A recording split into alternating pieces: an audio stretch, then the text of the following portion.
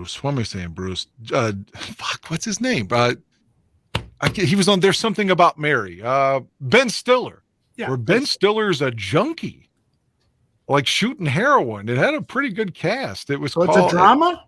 Yeah. It's sort of a comedy, but mostly drama. It's supposed to be, he's based off a guy that was writing TV shows in the 80s. Like he's on 30 something and Alf and all this. And he was like shooting all this smack and shit to write on these shows. And no one even noticed that he was just a raging junkie until like he was out of control. But because he was turning in good script and no one noticed that he was just killing himself. That's my life story. God, what was it called though? Let me. We are live, so before you say anything bad about J2K or Hair Bear, they're in the chat room listening live. All right. Let me shout them out then. They're my favorite listeners. The movie is called Permanent Midnight from 1998. I'd never even heard of this. I never heard of it either. It's a got the very lovely Elizabeth Hurley, who's so sexy. Oh, is it new or 1998? Holy shit! That's what I'm saying. I was so surprised. I never heard of it. Yeah, it was decent though. You guys hear of it, Nomad, Mr. Shorty? That's new to me. Never heard of that either. Nomad, you ever see a movie with an all-white cast? Like every weekend. Well, I don't recommend to you all, and not because they're Asian, and I think Aldo watched it too, that won Best Picture, the Everything All Together at Once or whatever the fuck it was. You obviously didn't see the rundown of the show. That's the last topic of the night. And so with that, we'll go live. Let's start this show, baby.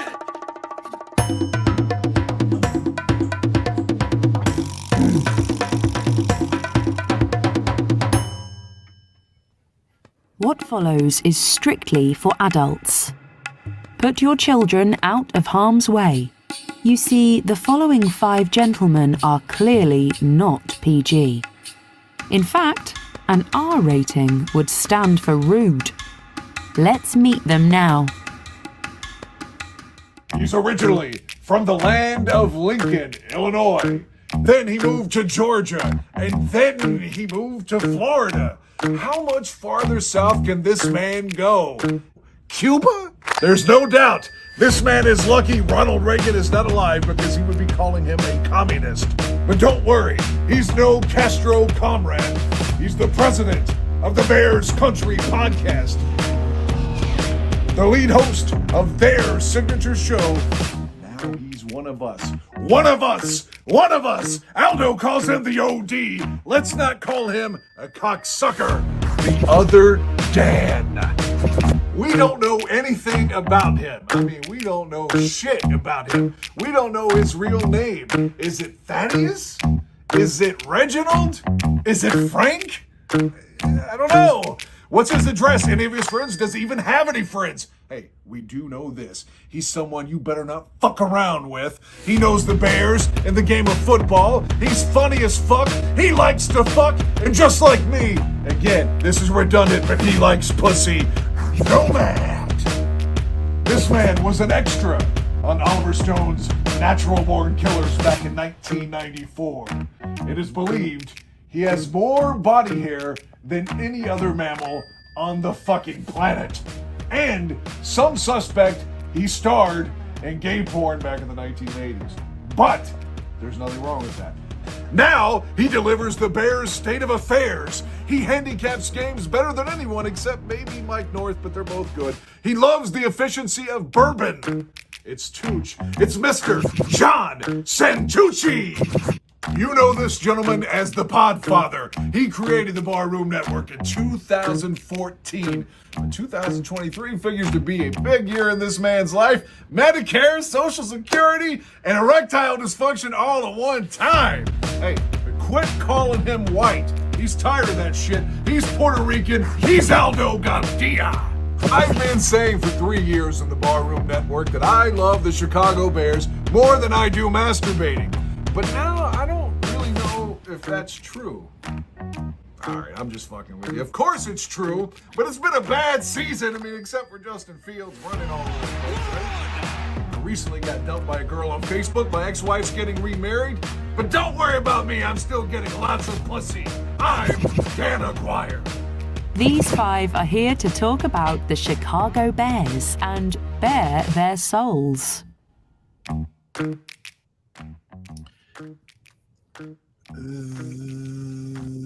That's right, everybody. We are here to bear our souls, and it is the other Dan bearing his soul. It is Nomad bearing his soul. It is Dan Aguirre bearing his soul. And Johnny Santucci will be here later for his Bears State of Affairs. I think he's writing it right now. He just started. He pulled out his crayons, and he's like fucking writing that thing right now. Guys, how you doing? Dan Aguirre, how you doing? I heard you had a cat issue today. Yeah, man. It's so ironic that I'm having dental troubles at the same time he is. But I had my root canal Monday, and he's going to have surgery on next Monday. They said they have to give him the gas, the anesthesia, and they'll clean his teeth and do his blood work and then do any extractions that are necessary. My estimated cost, you guessed it, $900. Let me ask you this. Are you guys also having your periods around the same time? Oh, dang. Yeah, man, women always say that. I wonder if they're fucking full of shit when they're like, our periods just get synced up. It's just so silly, my sweet mates. And I'm like, is that a thing? If they talk on the phone too much, they sync up. I mean, how's that? I don't understand how this. Let's say Lady A's period starts on January 1. And she moves in with her sweet mates, and the next lady's period starts January 17th. How do they meet in the middle like that? I heard that it's true, that it's a scientific fact, but I heard that. I don't know. I can't say I read it in Scientific Journal magazine. Let's go around the horn here. Nomad, how are you, my friend? My favorite fucking internet show that I'm now a part of that can go from bears to bullshit quicker than a hooker can run out of a church. Let's fucking do this shit. Well said, man. And the other member of the team is the other Dan, the OD, Mr. Shorty. What else? Mark Tressman. David Koresh, somebody called me last week. David Koresh. Straight out of Waco, Texas. Look at him. Who's the guy? Who's the guy from MSNBC? Oh, yeah, the guy that's always running down the projections on 30% more will be a victory. Steve Kornacki. Yes. Kornacki, yeah. He is all of them. By the way. Oh, Cliff Victoria, where are you? He's on the phone now, closing another $500 million real estate deal. Man, motherfucker. All right, guys. Now we're going to get straight into this because I want to give enough time for debate on this upcoming issue. The one that I put on the cover shot for our YouTube channel, the one that I promoted earlier today and people were threatening my lives, the one that I called my friends and they all said, one of them said, Aldo, please take the dick out of your mouth and slap your face with it because this is fucking ridiculous topic. That's what I told you. Oh, that was you. That was you. Oh, shit, I forgot. So here's the topic. I just want to introduce it because here's how I feel. If you are the head of an organization, you have to look at every scenario. Ryan Poles himself has said it. He says we are trying to prepare for every potential scenario. So maybe the scenario that comes is that they were wowed by Anthony Richardson. And now they are thinking, well, maybe we can use this to our advantage. I mean, Mr. Shorty, you cut together some tape of Anthony Richardson's combine performance. Why don't you take us through what you put together, brother? I mean, I started looking at quarterbacks a while ago just because I knew that would be, if we had a high enough pick, it would be something that would be of value, right? So that's the only reason why. I didn't scout quarterbacks the last 2 years. It was kind of weird, but it kind of feels normal again to do it because I feel like it's for the Bears. So I noticed Anthony Richardson right off the bat before the combine, and I thought that he was going to explode from the combine just because he has a really, really nice touch on his ball. His accuracy has a little bit of issues, but he still has the accuracy. It can be worked on. He's obviously proved he's fast enough. He's got the arm strength.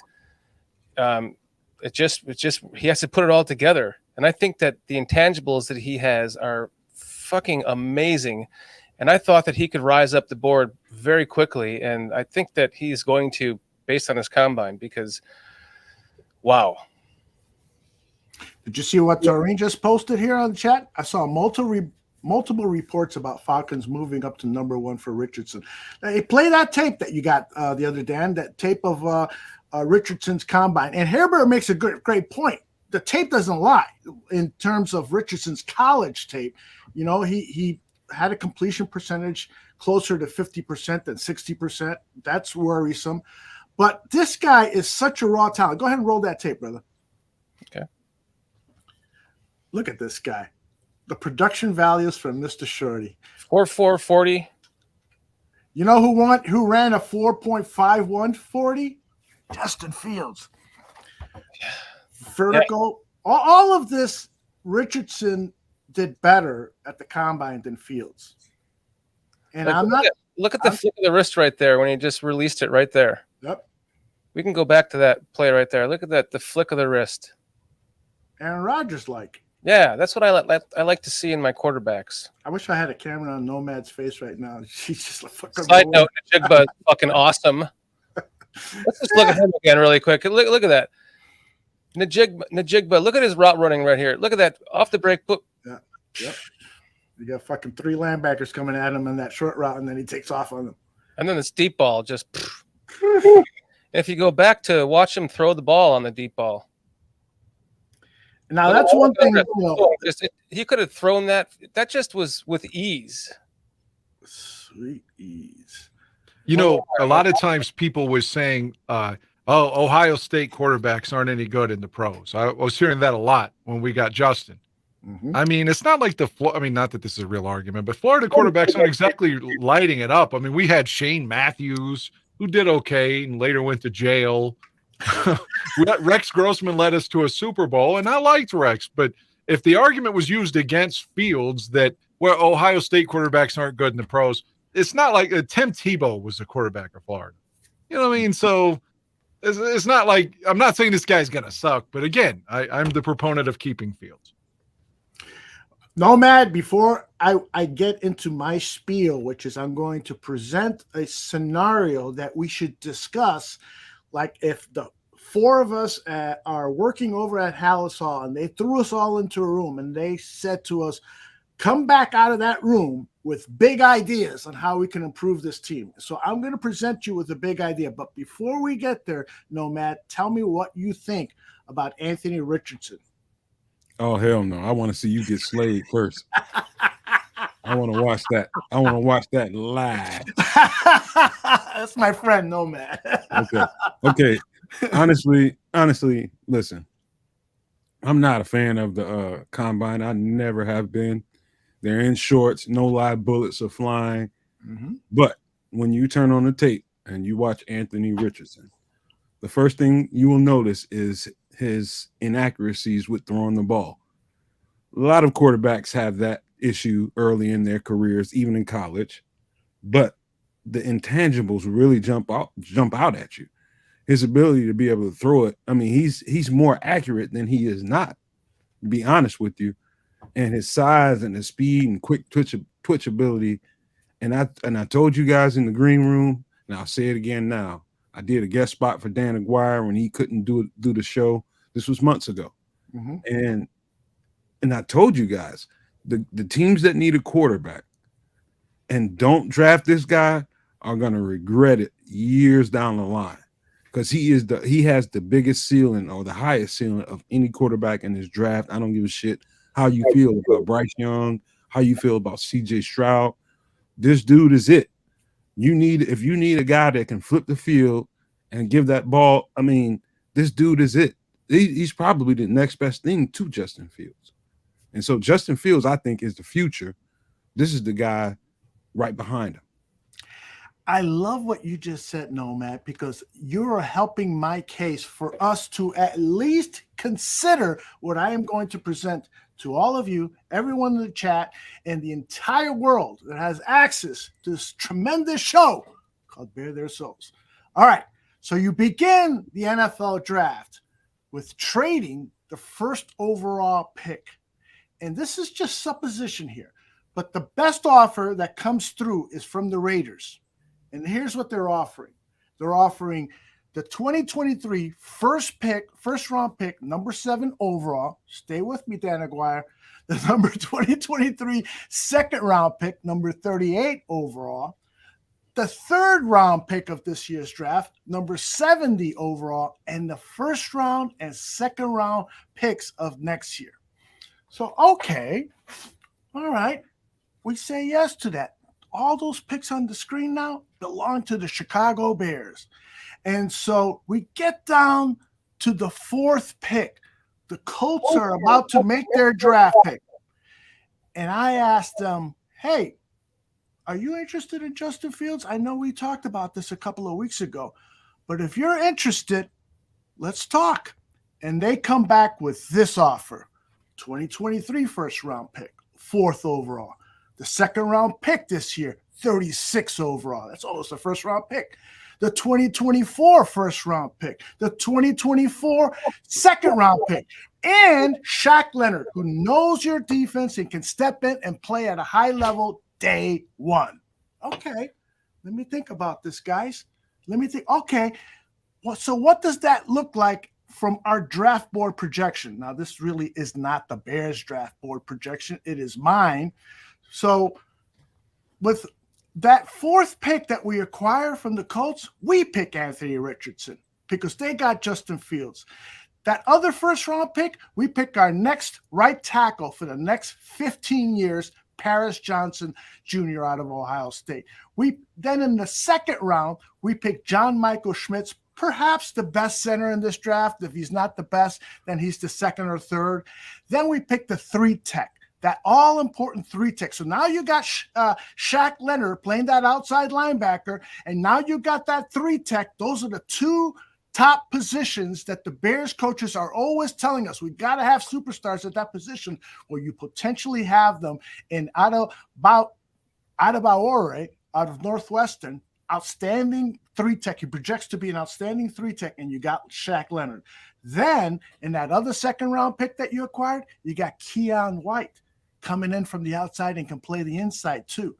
And now, because you're going to have Anthony Richardson as your quarterback, you're going to focus your entire offense on a running game. So you got to pick up a running back who is much more dynamic than David Montgomery, and you pick him up in the 3rd round with your pick, the Bears' top pick of the 3rd round, Zach Charbonnet. And remember, you got Shaq Leonard, and you also got the first round pick from the Colts next year. That's goes along with the Bears' first round pick and the Raiders' first round pick. So I made a mistake there. And in the second round pick of the Colts and Raiders. That's a haul. That's redoing your entire fucking team and having almost all of the pieces in place to make a deep run into the playoffs and maybe the Super Bowl in 2024. My concern is that if you don't make a trade like this, the rebuild is going to be longer than 2 years. It'll be 3-4 years because you're just fucking clicking away at this fucking big mountain with a little fucking, like what's his name in Shawshank? He had that little pickaxe and stuff. That's how you built that tunnel out of Shawshank into the playoffs.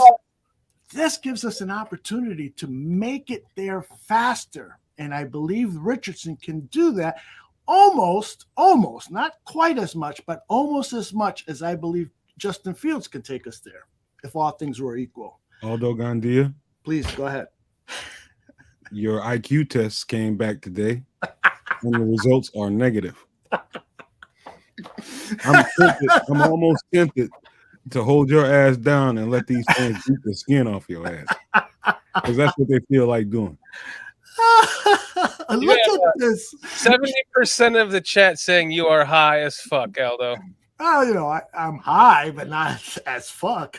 I'm not sure what the definition of that is. They'll kill you. I love look at you pontificating. I know. I'm sorry. They want to beat your ass, man. I gotta change you to the great pontificator underneath your name there. I think that I convinced Dan Aguirre. Dan, what do you say? Man, I'm just glad we weren't doing this show in 1980 because obviously technology wouldn't allow us to do this in 1980. But I feel like you would be saying the same thing. Like, we've got to move Walter. No, we can rebuild the whole team if we trade 34. Look at these draft picks we would get. No. That first off, I love your Bulls shirt, even though I'm not a Bulls fan. Good shirt. But I so appreciate the time you took to come up with this scenario. I'm not blowing sunshine up your ass. It's a good question, but for one, I don't. Chris Ballard at least claims that they don't want to move up. I saw that he said he doesn't have to move up, so I don't think the Colts would make that move. Now, would the Raiders make that move? My question that I wanted to ask you too is: Fields in some scenario involved in that trade with the Raiders to get those first round picks, or is it just the draft picks under your scenario? It's just the draft picks, because what you're trading is that highly coveted first overall pick of the draft.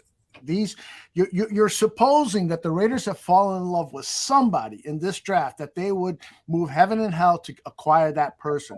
And they are potentially looking for the successor to David Carr, and they want to pick one of the young quarterbacks. Yeah, because Carr's going to the Saints now, reportedly. That is correct. Let me ask you another question real quick, not to deviate from this. I'm not trying to run from the scenario, but the guy that got into legal trouble last week, Carter, the fact that has occurred, are the Bears potentially thinking, oh, we better go ahead and get Will Anderson now and not make a trade down at all, considering but maybe before they could make a trade and still get one of them. But the fact that one of them is going to plummet probably to at least the second or third round, maybe that makes they could draft him later. But does that make the Bears more apt to just selecting Will Anderson and not actually making a trade at all? What do you think, Nomad? I've been tossing that thought around in my head all week, and quite honestly, man, this is what you have to consider. The question is, do we have the structure in place? Do we have the teachers and the coaches and the leadership in place to be able to facilitate a guy like that obviously has some maturity issues, as everyone does at that age? You're talking about Jalen Carter or Will Anderson? I think I'm talking about Jalen. Okay, because Dan, weren't you saying? I was asking you all if you think that there's a chance the Bears, because before, if they traded, let's say, down to second, third, fourth, they might say, well, if someone takes Will Anderson, then we'll draft Carter, or flip-flop that. But because Carter's probably going to plummet now based upon the legal thing, at least he's not going to be in the top 5 more than likely. Is it plausible that the Bears just don't trade that pick at all and draft Anderson at number 1 overall? Is what I was asking. Oh, no. Hell no. I'm not saying I advocate it. I was just saying, but maybe the Bears think we've got to get one of these two dudes as a stud for our defense, and maybe they're like, well, the other guy is going to have character issues, and this guy's right there. So that's why I was wanting to know if you all thought that maybe there's no trade. Maybe they just draft Will Anderson. No, I don't think so at all. I think the value board for those guys from 1 to all the way at the end of the draft is nothing like we probably imagine it is. They probably don't think if you don't get Will Anderson or Jalen Carter, it won't be the end of the world. And I don't think so either. I think they are just two people that guys are constantly talking about, and it's understandable. But at the end of the day, they are very, very valuable guys that are not in that top 5 or 10 picks. And I think they'll be fine with not getting either one of those guys. I totally agree. I think they will be too. I hope you're right. I really do, because I don't want to draft Anderson number 1 and not make those trades either. But I still, to answer the question, I'll relinquish the mic to everyone else to answer Aldo's. And here, I don't, as much as I appreciate the creativity and the imagination, you're never going to get me to say, okay, trade Justin. I've bought in. Maybe the Raiders trade. I agree with, but I don't literally, trade. right, Dan? Literally, jackets, hats. I don't want to trade Justin. I honestly feel like in my lifetime, like the Bears home run hitters have been Walter and Devin Hester in terms of just, oh my God, kind of moments. I know Sayers was like that too, but I didn't get to watch him play. And I feel Justin's one of those guys. And his passing, I hope, is going to get better. His running ability, we already know what that is. He's a home run hitter. His superior talent, and I do not want to give up on him. I'm stubborn in that regard. So I reject your trade-off for Indianapolis. I apologize. I'm going to tell you the truth. Aldo, you suck and you need your ass kicked. You were wrong earlier, Aldo, when you said Justin Fields ran a 4.5 40. He may have one out of his two, but he ran a 4.4 something 40.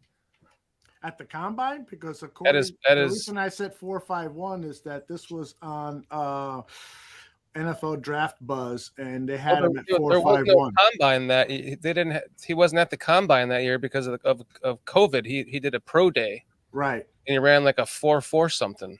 Yeah, I don't know where NFL Draft Buzz got the 4.51. I did a little research trying to find the exact number. That's what I came up with, and so fuck. This is a little sloppy, yes. But this is a thought starter. Let's have a couple of beers and let's discuss this. You can't say that Justin Fields ran a 4.51 40 if you're going to put this in the conversation of replacing him with a guy that runs a 4.44 when I think Fields ran a 4.41 actually. It's not like I came up with this number out of my ass as it was published on a website. That's very popular. Aldo's in a bar downtown Chicago bringing this stuff up. And he's getting a drink thrown in his face. Automatic. Fucking A. I love the pontification. That's all I can say. Thank you. You know what? I do.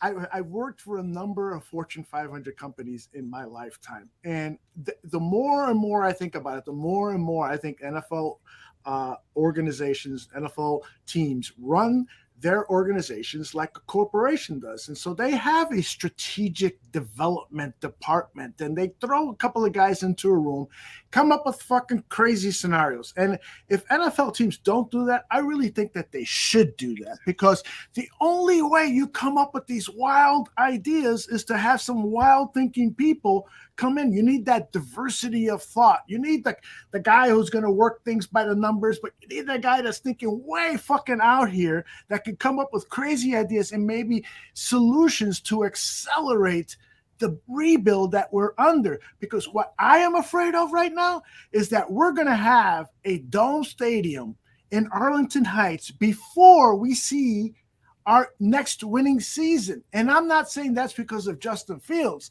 I'm saying because Ryan Poles has done such a great job of depleting the team of talent that now it's like, man, if you fuck up with free agency or you get more than 2 or 3 bad draft picks in the first 2 days of the draft, I mean, you only got 3 in the first 2 days of the draft. If you fuck that up, we won't see a winning season. I know what you're saying, Aldo, because if you can, let's just say they both turn out to be the same. They're both equally good quarterbacks, equally the same, Justin Fields and Anthony Richardson. Wouldn't it be worth it to trade Justin Fields along with that first pick to move down a little bit to get him and build that team just like you said? The players that you had on that list were like fucking Dallas Cowboys instant rebuild, 3 of the next 4 Super Bowls. I get it. Like, he's like a son to me. You should apply. The other Dan, he's like a son to me. Shorty. Apply for the Bears, Aldo. Your IQ test came back too. I can't tell you what it is. Same envelope as mine, right? Listen, I believe in like anything's possible. So like, if Anthony Richardson does end up being just as good of a quarterback as Justin Fields, in your scenario, that essentially would be a great scenario. It would just be maybe off by a year, but maybe not, because sometimes quarterbacks just blow up on the scene. Mm-hmm. So this is why I think it's too much time in between seasons. It's just people got too much fucking time to think, and that Shorty says pontificate about bullshit. We have a nuclear weapon. Let's keep it and bomb other teams with it. Mm-hmm. How about that? I love it. I love it too. I don't disagree. Now, I I got to tell you this, in all honesty, I'm not advocating for this. I just want to throw down the discussion and say, what if? Again, that's like a huge term that's used in a lot of the corporations that I have worked at. You think about what if scenarios. What if we made the hamburger that way? What if the electrical current went that way? What if all these fucking companies I get in trouble for pontificating. I know, I'm Mr. Pontificated tonight.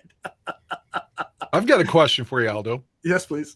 Do you know where, and I'm only asking this because I have been on the Fields bandwagon the entire time, but someone that wasn't, such as Mike North, who's not with us tonight, obviously. But do you know where Mike stands? I don't mean that because Mike's doing the dead people show. No, I'm saying he's not with us. Mike's alive. He's alive. But do you know if someone that wasn't a big fan of Fields' talents, such as Mike, do you know where he stands on the Bears trading Fields, or is he like, no? Because when we met in November, Mike was saying he was coming around to Justin. I'm just curious where he stands as far as you know in March. God bless you, Dan Aguirre, because I created this graphic just for Mike North, but I'm going to share it with all of you. You don't understand. I could have had class. I could have been a contender.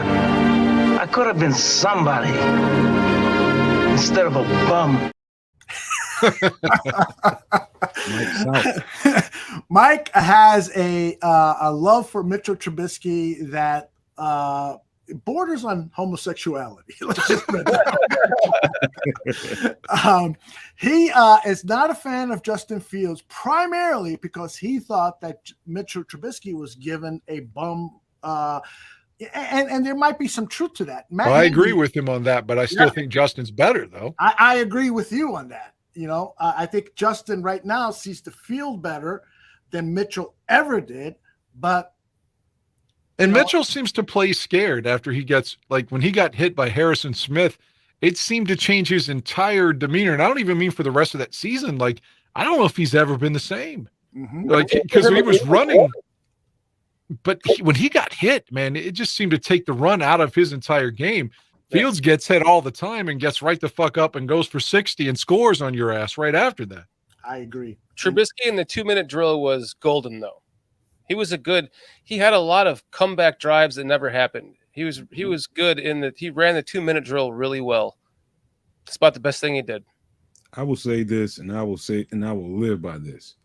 That Mitchell Trubisky move was the worst move in the history of the Bears organization. Given history has already presented itself and results have happened.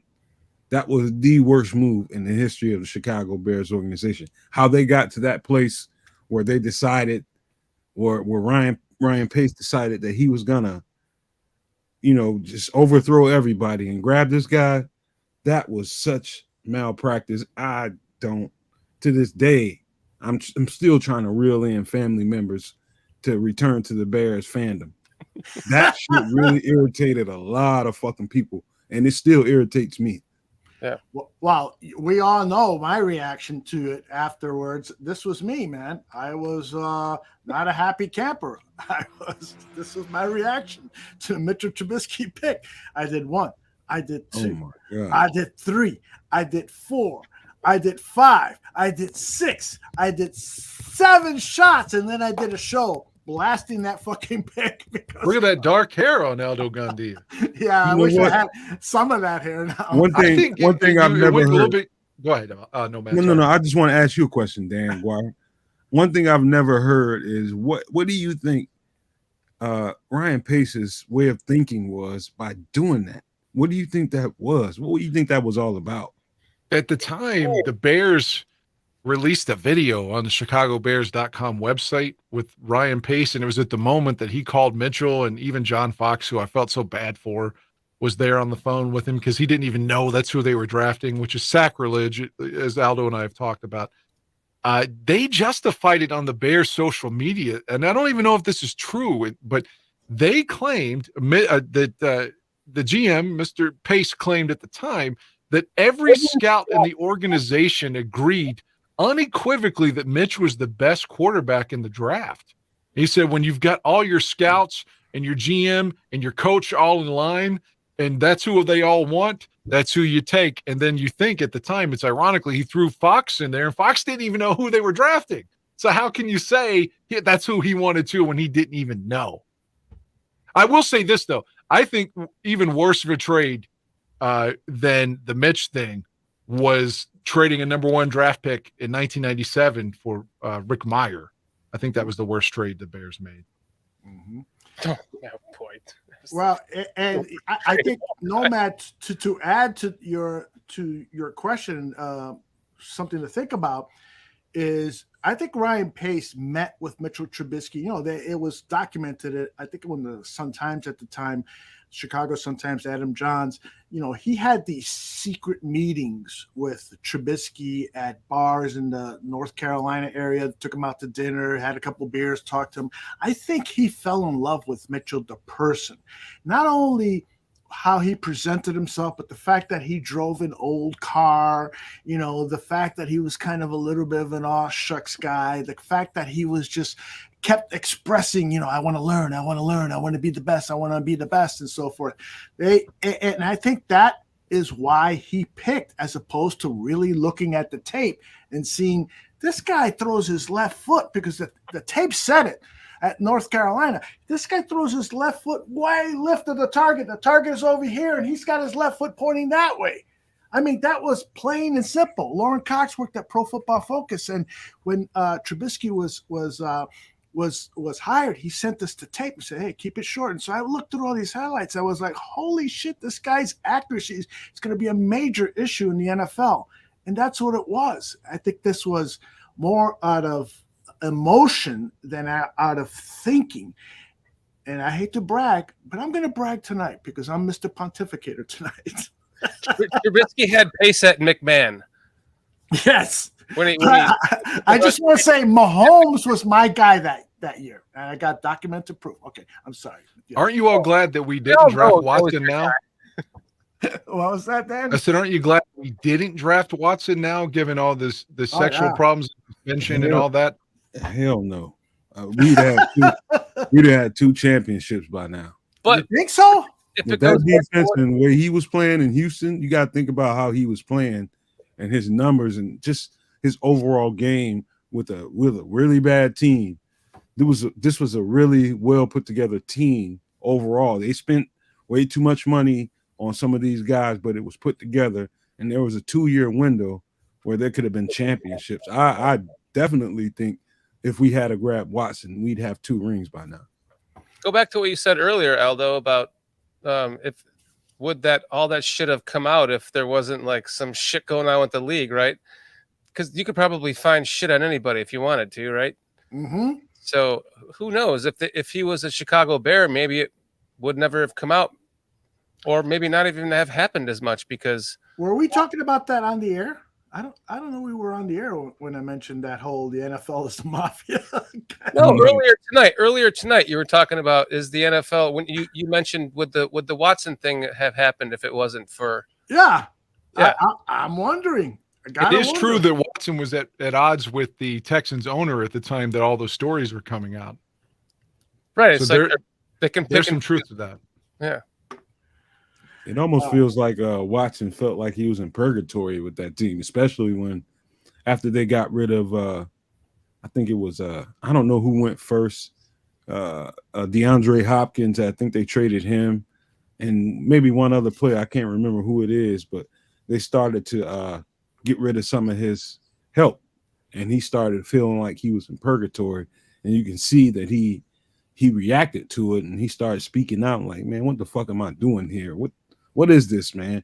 Bill O'Brien and most of the coaches from the Patriots personnel, man, they don't turn into good head coaches. And it's just a matter of time before that shit is blown up in fucking LA, the Raiders, Oakland, or whatever the fuck they are, Las Vegas. They are doomed to fail because everybody thinks the Patriots organization is the creme de la creme. They're not. Only Bill Belichick has been successful. The rest of those motherfuckers, forget it. Mr. Dan Aguirre, you are the historian here at the barroom. You agree with Mr. Nomad's assessment of the Patriots? Well, historically, he's right in terms of, whether it was Romeo did some good things as a coordinator. I don't know if he had a 10-win season with Cleveland, Romeo Crennel, but was he Bill Belichick? Of course not. And then you had the thing in Detroit with the guy with the pencil and the beard. I can't even think of his fucking name right now. But, Matt Patricia. Yeah, and Josh McDaniels, is it McDaniel or McDaniels? Anyway, he was a complete failure in Denver, and he's probably going to fail again. The only thing I could say is Vrabel in Tennessee has done a nice job. They don't have a great quarterback, and they do have a great running back, but they were able to take Tannehill and take them to the AFC Championship with above average skills. And he did show he outcoached Bill in that playoff win, Brady's last game there. Brian Dable. So, yeah, I think he's been the best of the departures from New England. And I guess Charlie Weiss did okay at Notre Dame, right? I don't know. I mean, but that's not the same. But right.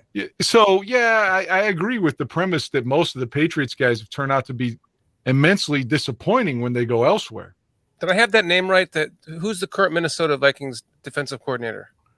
Oh shit, man! You're the Dolphins' previous head coach. Flores.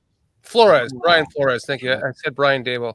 I meant Brian Flores. Isn't he from the Patriots? Yes, he's from that Patriots tree. He's more of a success story than most, though.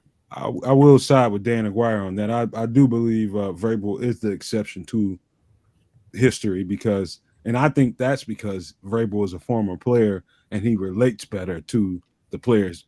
Dude in Las Vegas, he has no people skills based on what I've heard over time. He sucks at that. Yep. He really sucks at that. How he even got another bite at the apple for head coach is really disturbing to me. And don't forget, the reason we got Jay Cutler was because Josh McDaniel went to Denver and lied to Jay on multiple occasions about wanting to trade for Matt Castle. You know how big a bum Matt Castle was, and told him, no, you're our guy, and then was trying to trade him again after looking him in the eyes and saying, you're our guy. So Jay said, fuck this guy, especially Jay being a little salty anyway, and only 26. He's like, I'm not playing for this fucking guy. He's a liar. So, but I'm just saying, if you can't trust your coach, he looks you in the eye and says, oh, I have no interest in trading. And then it starts to try to trade you as soon as the conversation ends. What kind of character is this guy? Absolutely. You heard about the shit coming out from his players this past season, though, too, right? Didn't you? From Josh McDaniels' players in Las Vegas. I think there was some of that. There was some unhappiness with the way he coached. Yeah, he called them out in front of everyone. Yeah. Screamed at him in front of everyone and made him come up in front of everyone like a child and point out everything. There are not many NFL head coaches that can get away with that kind of behavior anymore. Not with today's type player. People don't want to be talked to that way. Right. Hey, I've kept this comment up by Mo Bierman on the screen because I think I'm throwing you guys a curveball here.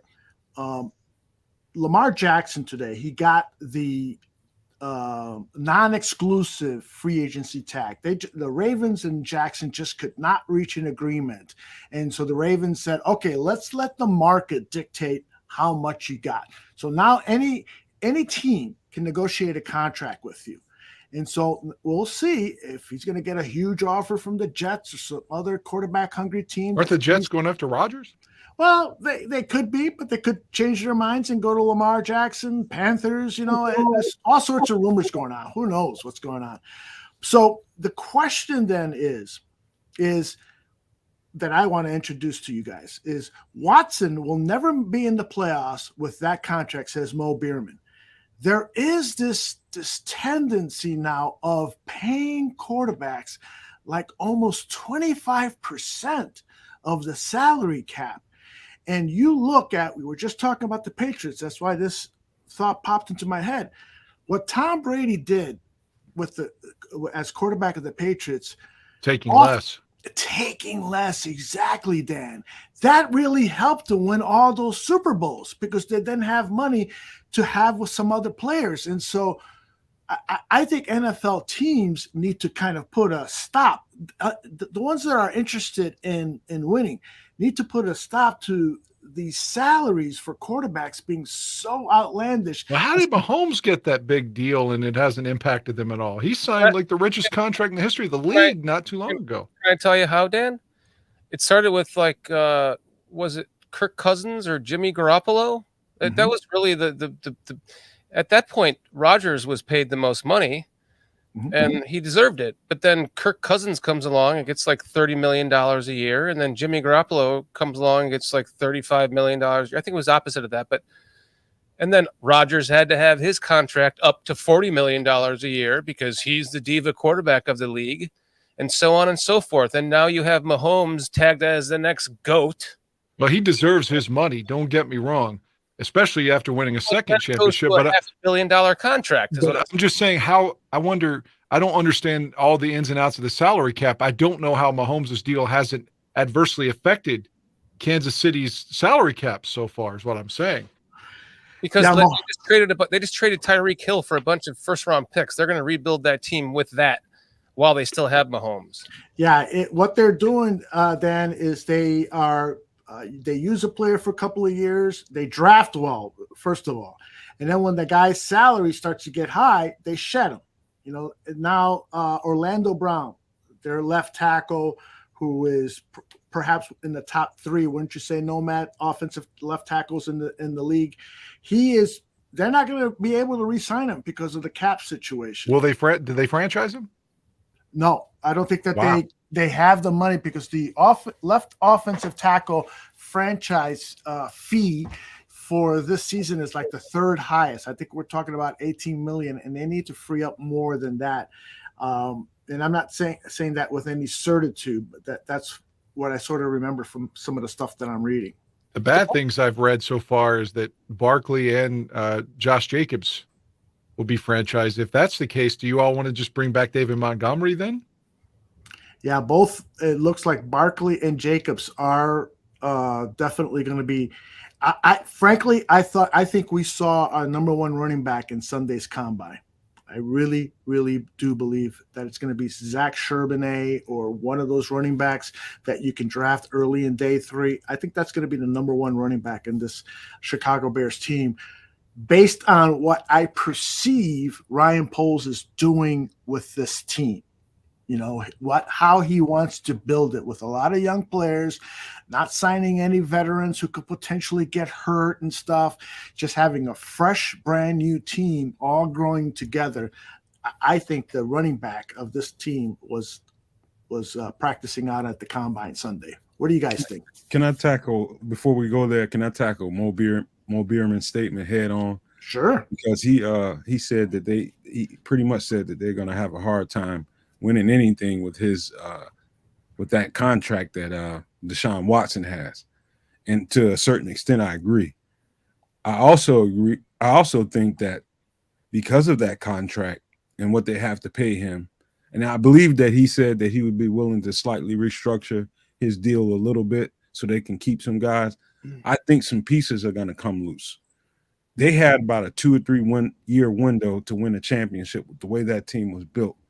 And that's the last 3 years. I think they fucked around with Baker Mayfield a little bit too long, and they missed that window. I think the big contract that Myles Garrett has, I think, and I've been seeing little bits of stories coming out about Myles Garrett, and that's usually indicative of a guy's about to be subject of a trade or release or something like that. I think Myles Garrett may be somebody to keep an eye on. They have to pay that Watson contract, yeah. Interesting. So, but that leads to perhaps another small points department about maybe starting over at the quarterback position, because Justin Fields is going to come up on his 5th year option after the 2023 season. So they're going to have to pay him $18 to $20 million for that season. And then he might be one of these quarterbacks like a Lamar Jackson, or give you a better example than Lamar, Dak Prescott. And the reason I come up with this is because today when I was doing some of my research, when Justin Fields came out of college, Lance Zierlein over at NFL.com did the player comp to Justin Fields, and he listed Dak Prescott. And I'm like, I don't want Dak Prescott on the Bears. Some guy who makes flashy plays but can't take you to the championship? That's not what I want. I'm not going to be satisfied with that. I want a Tom Brady. Who is the next Tom Brady? Somebody who is going to be selfless and give up money from that he could potentially earn in exchange for rings. That's what I want. And so if I get the inkling that Justin Fields is going to pull a Lamar Jackson or a Dak Prescott and they're going to eat 25% of the salary cap, I'm going to be concerned about that because I got to build a good team around them. I'm just so grateful that we didn't trade for Russell Wilson. Oh, my God. Especially given all the stories out of Denver now, how he makes sure he gets a separate locker room. And, he's just such a diva that the team doesn't – he was instrumental in getting that coach fired and just like, damn, man, like his teammates hate him, literally hate him. So Russell's never going to win again because no one wants to play for him or give their fucking soul and effort for a guy that they despise like that, I don't think you have to worry about that with Justin Fields. The kid is raised well. You can tell. I mean, he was on a show. What was it? Where they were interviewing him, where he said he wanted to be a Bear. He's a Bear for life. And Barstool Sports, I think it was. Okay. Like they were swearing with him, and he wouldn't even swear. He knew he could swear. He was on a podcast, but he was like, "Oh shoot!" And he was just such a gentleman. He's raised really well. I don't think that kid's going to be. I think that my inkling tells me that if it comes to that, he's going to be for the team. Let's say the Bears draft Jackson Smith-Njigba, and he's his buddy. Mm-hmm. I could see him, wanting to take less to keep him on the team. I could see him with his personality being that kind of a guy. I really can. People are going to be so disappointed and upset when we don't get that guy. And the expectations about who they think we should get is just going to be, man, listen, I'm going to tell you guys right now, who you think and I think the Bears should go and grab at what point in the draft or whatever point in the draft is completely different than what they have set up on their board. Mm-hmm. So whoever they don't get, you got to learn right now to be okay with that. Yep. Because we are unprofessional. We just pontificate, as Shorty says. We don't know shit. That's why I'm doing my draft stuff until later. I don't want to get all upset right now. They live in a completely different universe than us. Yeah. Mm-hmm. And so we have to be able to be willing to understand what's going on, what their way of thinking is, and be able to roll with whatever plan they have. I'm okay with it, but I'm not sure a lot of my compadres are. No, I feel like I want to expedite the rebuild, or I'm resigned to being patient. I'm resigned to it. You're going to keep Justin Fields? That's fine. I believe he can be a great quarterback. I'm not absolutely positive of that. I'm not absolutely positive he can deliver Super Bowls. I'm not absolutely positive Anthony Richardson can deliver Super Bowls. But I do know this, that at this stage of the game, we need to entertain the ideas of getting more assets that will allow us to acquire A1 players, blue chip players, guys that are going to help you win championships. And that's why I wanted to throw that discussion out there. I honestly feel, though, you saw Justin had a lot of moments, a lot of highlight films. If he was putting together like NFL films, if they were doing a profile like with Steve Sable was still alive, they could do it from his 2022 alone. Make an hour highlight tape to sell. Remember in the 80s, and you sold VHS tapes from NFL films. Now, my point being, it could be longer than an hour, by the way. Well, you could sign a couple of guys on the line, just free agents. If you rebuild that line, that's going to make Justin, because Justin was running for his life on some of those plays. If they would rebuild the line, just get that done and get it right. And you can do some of that in free agency. I think that's going to elevate Justin's game so much more if you can just give him 2 more seconds to look for that other receiver so he doesn't have to run. And 2 then seconds. Who the fuck gets 2 seconds to throw a football? 2 more seconds. Nobody does. well, he gets like a half a second is what I'm saying. Like just give him. I'm just saying if you rebuild your line, it's going to make him so much better to get a little bit more help. And then the draft alone, you can get your defensive help too. I don't think it's like, well, if you keep Justin, you're going to be destitute for 10 years. Especially in our division, if Rodgers gets traded, Cousins at some point is going to be gone in Minnesota, and Detroit, they could fuck up and rush their quarterback out, and they're the Lions. They make a lot of mistakes like we do. So I'm just saying that the division championship isn't that far away, and you just build that line. I think Justin's going to be the quarterback we want him to be. I hope so. Although, the Lions will also end up with Anthony Richardson. You know why I bring up this subject is because everybody knows we're after a 3-tech. We need a 3-tech. We have to have a dominant 3-tech. Got it. Everybody is there. Everybody is there, and we've slowly watched. Well, I ain't gonna say slowly. The favorite guy to talk about was the guy from Washington. Can't think of his name right now. Deron Payne. It was the end of the world if we didn't get him. Mm-hmm. Now that's not there. It's still a sign and trade possibility out there. I doubt we go there, but that's still a possibility. Mm-hmm. Now everybody's moved on to Draymond Jones. If we don't get Draymond Jones, it's going to be the end of the world in a lot of people's minds. And the guy that everybody's really underestimating, it's only because he's 30. It's fucking David Onyemata, who is the best fit considering what these guys consider for traits. And he's the guy, more than even Draymond Jones. I think David Onyemata is the dude. You just watch the tape, his size and strength.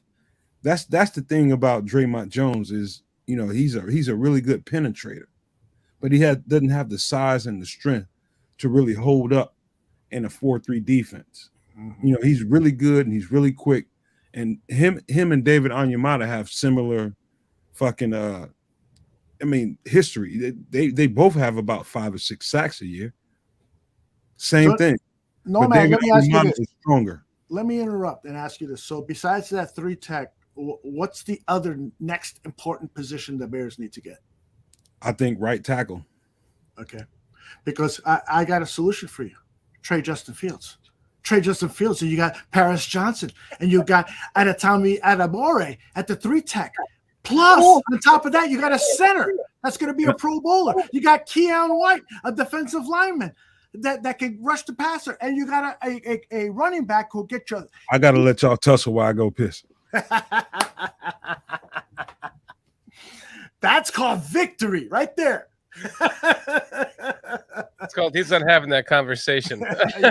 That's called fuck you. I got to go take a piss. Well, I just want to point out, going back to my own argument for a second, yes, sir. that once, and I've said this before, I don't mean to just keep using a talking point, but it's true. Like when the Bears went to the Super Bowl last, again, they signed Roberto Garza from Atlanta, Reuben Brown from Buffalo, and John Tate from Kansas City. They built that line via those free agents and mixed them in with our guy, our center that everyone is afraid of over at CHGO, Olin Kreutz. Olin Kreutz. Yeah, so but they built the line through free agency there, yeah. And it got done pretty quickly to the point they were in the Super Bowl. Yes, I'm not saying we're going to be in the Super Bowl overnight. I mean, but they can rebuild that line and not have to draft everybody, is my point, because they've got all that cap space. Just sign the right people like the 05-06 Bears did there on the line. There are two theories. You build a line, offensive line through the draft because you have control of their salaries over a period of time. If you can also build your offensive line through free agency, but it's going to be very costly because these guys have been in the pros for a year. They're not going to come at rookie salaries. So that's why I like to build through the draft, because then in their 4th or 5th year, that's when you start negotiating their second contract and you got them locked in for a while. You bring in a Mike McGlinchey, who is the right tackle of the San Francisco 49ers and is the best right tackle for this Bears outside zone offense. Then he's going to come at a price tag that could be 15, 16, 17 million dollars a year. That's okay. We got to protect our biggest asset, who's number one. I like signing him. And again, I say, and I know he didn't have his best season. If you're going to trade down with the Colts, which I don't think they're going to trade up based upon what Chris Ballard said, then maybe you get Quentin Nelson in that trade too. Mm-hmm. And then you're cooking. Right. You know, you re-signed the two Notre Dame boys there, and you've got your left tackle that you like, and you got your right guard that you like, per se, if he can stay healthy. So let me ask you maybe this. Lucas Patrick at center. I mean, maybe. I don't know. Let me ask you this, Dan Aguirre. Would you rather have Mike McGlinchey, the right tackle who knows this offense? But if you study the tape, that guy gets knocked down on his ass a little more often than you would like. Sometimes he looks a little bit more like, who was the right tackle we had during the Nagy area? Like Bobby Macy. Sometimes he looks like more like Bobby Macy than he couldn't handle the bull rush, though. Yeah. Well, then that's the part of the problem that I have with McGlinchey. Would you rather have him, or would you rather have Paris Johnson? But I honestly think that our guy is Justin Fields, though. I mean, I could be proven to be wrong, though. I'm not going to argue with you in that point. Let's say, forget my trade scenario. And so what are you going to do with that first pick of the first round? Of course, we're going to trade back. It'll either be number 2, number 4, number 9, potentially number 7. What do you want to do with that, Dan? Well, your Raiders trade could happen independent, according to what you said, of trading Fields. Absolutely. If you can get a trade like that, then, you know, you take it. But like I said, the Colts said that they don't want to trade up on that. I don't think the Texans are going to give you all of that going from 2 to 1. Hell no. You've got a couple of quarterbacks now. The Giants are re-signing their guy, who I don't think has been that great, but he had a solid year and won a playoff game, and Daniel Jones, and Carr's going to New Orleans now. So you got a couple of moves there for teams solidifying quarterbacks. So I don't know what this all means, but I don't know who's going to trade up and give us that. But if Oakland would do that, then yeah, you take that deal. And it's so funny. Someone just mentioned Tunstall. Remember Tunstall? Wasn't he the guy that a couple of years ago that had the marijuana issues when he got drafted? Oh my gosh, he didn't have marijuana issues. This guy wasn't fucking wearing a gas mask. Right. But I'm just saying, maybe, and he turned out to be a decent player, even though he's been traded already from Miami. But maybe Carter would fall. Would you be opposed to drafting him in, say, the second round if he were still there? If Jalen Carter drops to the second round, Nomad, come on, we're taking him and running, right? Fucking yeah. I mean, you can't ignore the tape. The guy's explosive. He's a difference maker.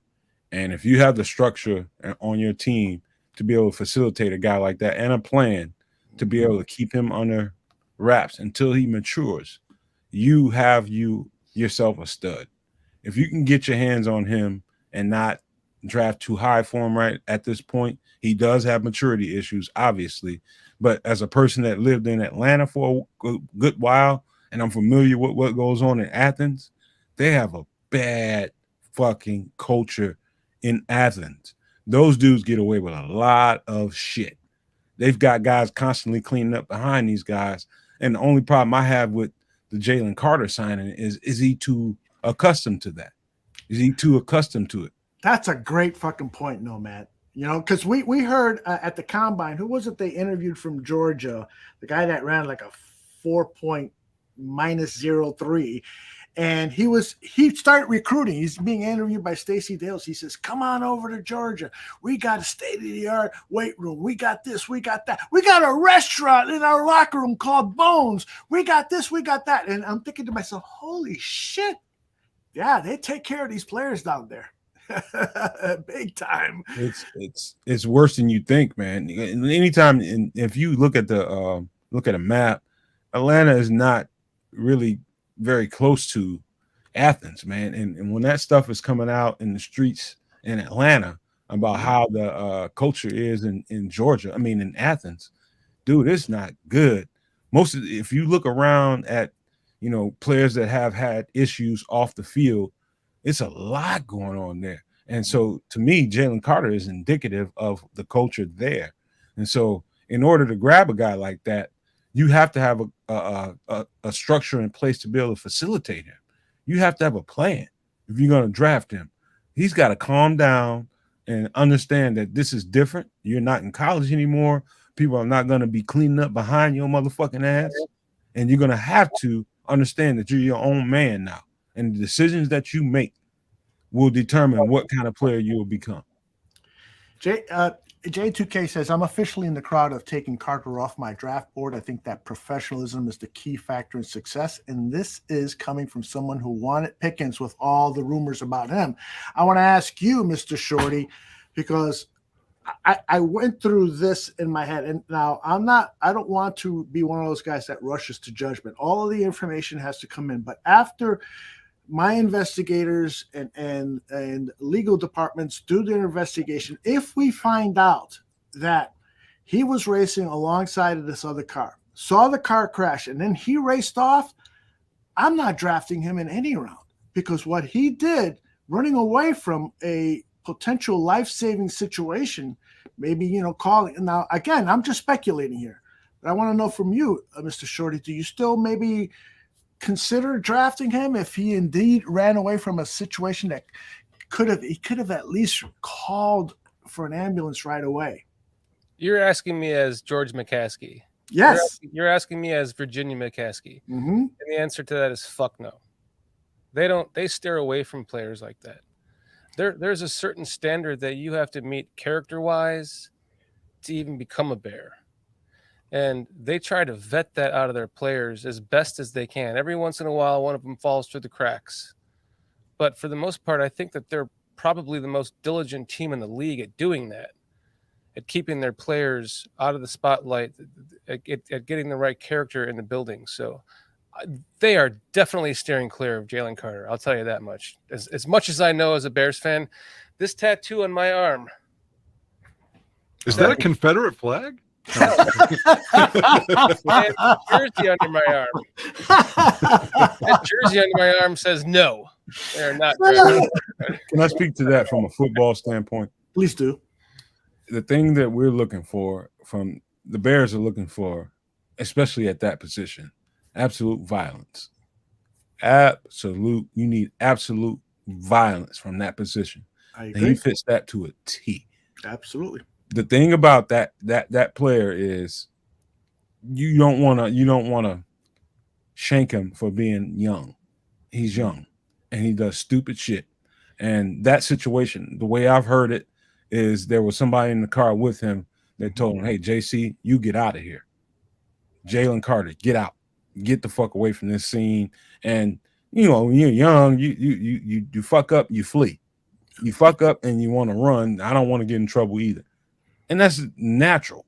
Guilty as charged. Yeah. And then if you got a culture around you, the football team and the coaches and the people around him, they're probably telling him, you know what, we can keep this quiet, but this is on you.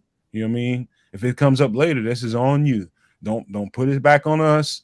I've been a part of that culture, and it's fucked up. It really fucked up that they facilitated a guy, and he probably has way more shit going on than what we know about. But at the end of the day, that's young people. I don't think you should not draft this guy because of an infraction or two. I think you embrace a guy like that, and you put a ring around him and let him grow up and become a man. Love the way you put that, Nomad. Dan Aguirre, I go to you. This is Jalen Carter. This guy is Tommy Harris walking in to camp. Right, uninjured Tommy. Right, exactly. And much more ceiling to be even better than the great Tommy And Harris. we can nickname him Chappaquiddick. Chappaquiddick Harris. What do you think? Are you taking I him? go for him. I go for him, especially if he falls. I mean, you don't want to take him now first or second overall, but if for some reason you trade down, even if it's late first round, then yeah, I'm okay with taking him, for everything that's been said about him. And if you take a guy that's quote unquote troubled in his youth, then that's what your coaches get paid for. Then, you help him along the way. Some guys need more attention than others, and I mean, look at Ray Lewis. Mhm. Ray Lewis allegedly helped commit murder. Where's the white bloody suit, Ray? And no one even talks about that anymore. He's in the Hall of Fame and talks about Jesus all the time, and everyone forgets he rolled over on all of his friends and allegedly was a part of a murder. So my point is not to say something to shock or anything, but that's a premier player, and the Ravens stuck with him, and maybe they should have, because look, it led to two Super Bowls. So maybe drafting a kid that got in trouble in college, you can coach him up, and he won't necessarily do that in the pros. Is what I'm saying. Just to make myself clear, though, I would draft him if we got a chance to get him later somewhere, but I just don't personally think that the McCaskey family would. That's all. I just want to say, if youth and dumb and stupidity was a crime, I'd be doing 2 life sentences by now. I was young, dumb, and I did all that shit, man, probably more than him. You know what I mean? So I mean, you have to give people time to grow up and realize what their priorities are. Put what's first, and that's being a football player, which is paying you, and put everything behind that. All the silly shit that you like to do when you were in college and you were enabled to do while you were in college, put that shit to the side. You're not getting away with that here. You're going to be a man, and that's what it's going to be when you're going to be a Chicago Bear. Surprise, motherfucker. Lance Briggs had a car crash and left the scene. Yeah. With the I Lamborghini. think you have the guys in place to put it down for him. Everybody's making great points here, and what the moral, answer is, what the business decision is. It's all debatable, and that's why I love doing this show, to get the diverse opinions. Now, I want to change subjects, because this is also going to bring in some diverse disagreements, perhaps, maybe not. But I put together a list, and this is not a comprehensive list, and I'm hoping people in the chat room and everyone here in the bar room can add to this or subtract from this. But here are the teams that over the last 2 weeks are cutting people or expected to cut some big names. And so the question is should the Bears consider any of these people? We start with Derrick Henry. Oh my God. I want to come in my fucking pants. I knew you were going to say that. Derrick Henry, then I don't give a fuck if he's the highest paid running back in the league when you sign him and you say, well, you're not supposed to do that in a rebuild. Yes, I don't care. That man is a horse. I swear to God, I knew he was going to say that. That man can give us 200 yards a game. And you combine that with our quarterback that can run too if he needs to. Oh, my God. If you can get Derrick Henry, I would sell my asshole for Derrick Henry. Fuck that, Dan. Let's get Leonard Floyd, Khalil Mack, and Allen Robinson back.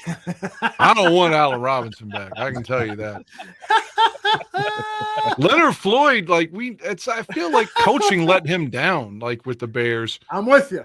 And Khalil, I think he was always overrated here in terms of the amount of money he was paying. But if he would come back in a veteran-friendly, team-friendly deal, then his leadership would be invaluable.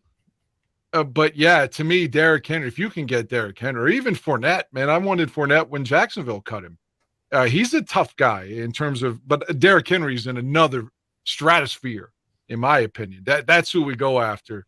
But maybe Frank Clark's there too, could help out. But I like Derrick Henry. All right, I love it. I know. You know what? I know we got disagreements coming. You know what, Derrick Henry, I'm so jaded when it comes to him, because his ability. Anytime you have a guy that's pretty much averaging 1,500 yards a year, you better strongly consider putting that motherfucker on your team. Period. Yeah. But the thing I had my beef with him is he doesn't, as big as he does not run behind his pads, and he's not a physical back. He's not. He tiptoes a whole lot, and that shit irritates me, and that's just me personally. But overall, as a running back, he is a nuclear weapon. Absolutely a nuclear weapon. These first, 5 guys you got up here, every last one of them can help us, including number 2 on the other side, Eric Kendricks. Those guys can fucking play, and they can help us, every last one of them. Derrick Henry is long in the tooth, though, and he's now starting long to in the tooth. How do you think he is? He's going on 30. Going on 30. What's that age? Well, isn't he 30 or 31? Derrick Henry? I don't think he's that old. Let me do a little quick search here. There's a machine we call he's up Google, and it will provide us with the answer. His The answer. size. 29 years old. He'll be 30 in January.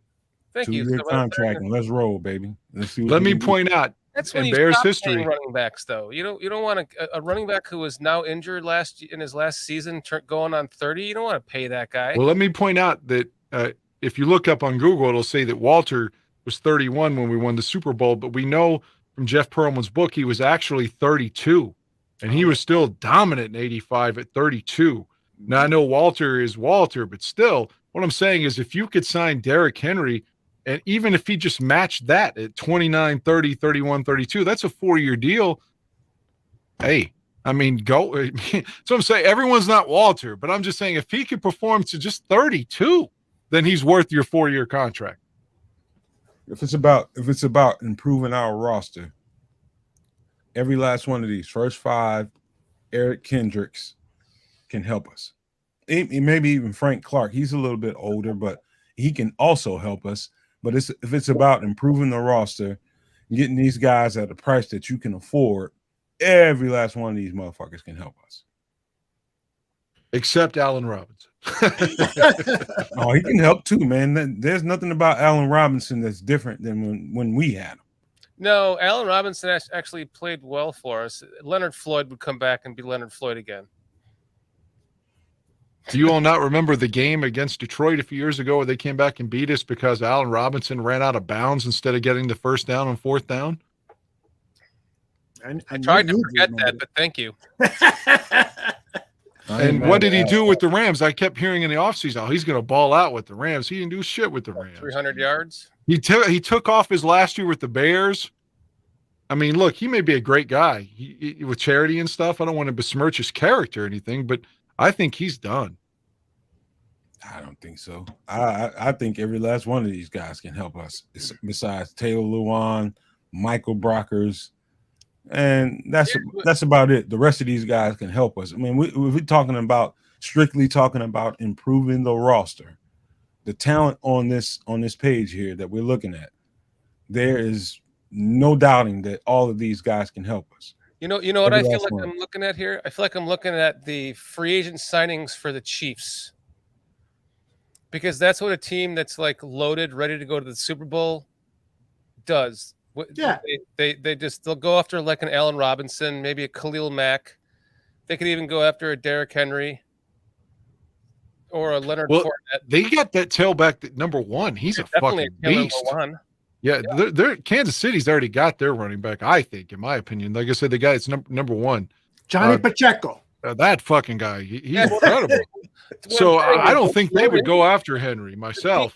What I mean, though, is the teams that are ready to go for a Super Bowl, they're typically the ones that go and sign these older veterans to bring them on because they're like the missing piece of an older veteran that can mesh well with a team that's ready to go. Yeah. These aren't someone that most of these aren't someone I think the Bears should actually sign. Maybe Robert Woods, give him the wide receiver core, like a veteran presence. Maybe Derrick Henry to your guys's. Oh my God! Break out the checkbook. You got the most salary cap in the league. Let's use some of them. But after that, didn't Greg Gabriel say that Taylor Lewan was thinking about retiring? So I don't want anything to do with that. Taylor is considering. Taylor basically said, "I want to come back to the Titans, or I'll consider retiring." Yeah. So, although you want to hear two wild cards, one I would circle as maybe a wild card, but one definite wild card on here. Sure. And you have to pull up his measurables, look at his traits. But Bud Dupree fits. Bud Dupree does fit. To be honest with you, he's the only guy that I would consider from this list, but only like under a 1 or 2 year contract because he's got to prove himself. He's 6'4", 267 pounds. He was released a day ago by the Tennessee Titans. He is 30 years old. So you're not going to really sign him to a long-term contract, but this team could use a Bud Dupree in the rotation. I agree. You wouldn't want to go after Henry? I would not, only because he's 30 years old. Dan, I can find you a really good running back, not a Derrick Henry, because he's an outlier. This guy is built like a linebacker, but running like the fastest guy on earth. Right. I can't find that, but he's 30 years old. So if he wants to come, well, he's 29, right? Didn't we say he was 29 this upcoming season? That is correct. So he'll be 30 in January. So if he wants to sign for a 1-year contract, I would consider that, as long as it's not like the contracts that are going out to Josh Jacobs. I'm just. But don't you think Derek would give Fields so much, just some help, man? Because if you're going to, especially in those. Or is Justin going to keep it? Or is he going to give it to Derek? Your RPO plays, you don't think that would just immensely help the Bears offense immediately? Well, first of all, it's going to be Richardson. No, I'm just kidding. I'm just kidding, guys. Well, okay. Either way, whichever the quarterback is, if for some reason they would make that trade, a guy like Derrick Henry gives you so much credibility in your backfield, it's going to help the quarterback overnight. He does. Let me just say this, and I promise I'll shut up because I know I'm talking too much. No, you're not. I'm asking you for real what you think about, like, if wouldn't that help Fields though? I think that the plan is go young, baby, go young. And so once you start fucking overstepping that line, it's like, I'm not going to cheat on you, honey, but I'm going to go over here and suck this girl's titties. That's what you're doing. You're cheating on the plan. You're cheating on the promise. Right. You're cheating. And so you got to stick to your guns and rebuild this team with young players and manage the money strictly. You just shouldn't spend $10, $12 million, whatever, on a Derrick Henry. I don't see that. Well, again, I'll play devil's advocate to that and say, again, the Bears were 3-14. I get it. Terrible, right? They started 2-1, lost all those games consecutive. But let's not forget, midway through the year, they could have won like 5 or 6 of those games if a fumble doesn't go here or there. And if you add Derrick Henry to that with Justin Fields, you're going to win a lot more of these games that you almost lost. I feel like that's a piece. If you get your draft well, you build that line, he immediately helps you with like 3 or 4 more victories, assuming Justin stays healthy. But I'm with Mr. Shorty here. Henry is a guy that you draft as that final piece. We need a running back. We were in the playoffs last year. Now let's take it to the Super Bowl. Henry is that guy, for a team that needs a running back. The Bears are just so far away. I don't want to bring in a veteran that's going to help Justin for a year or two. I can find a rookie that will do that. I think I can. With his size and his speed and nope. Most of those guys on that list were of that category. They need to go to a team that's ready to win now. I agree. But when is the last time we had a guy like Derrick Henry? Probably Walter. Where do you guys think Khalil Mack is going to end up? And do you think he'll be a Hall of Famer when his career's over? No. Yes, because he's a reputation player. For some reason, everyone powders his balls all the time and pretends he's better than what he really is. But if they're like Urlacher's the same way. For some reason, we had to say Urlacher was better than what he really was. He gets in first ballot. Devin Hester can't get fucking in, which is bullshit. But I think Khalil's like Urlacher. He's a reputation player that for some reason we all have to always say he's greater than what he really is. Although, if you put that list back up there, yes, sir. There are most of these guys, especially the defensive guys, like Khalil Mack, Leonard Floyd, except for Leonard Floyd, Bud Dupree, Eric Kendricks, and Frank Clark.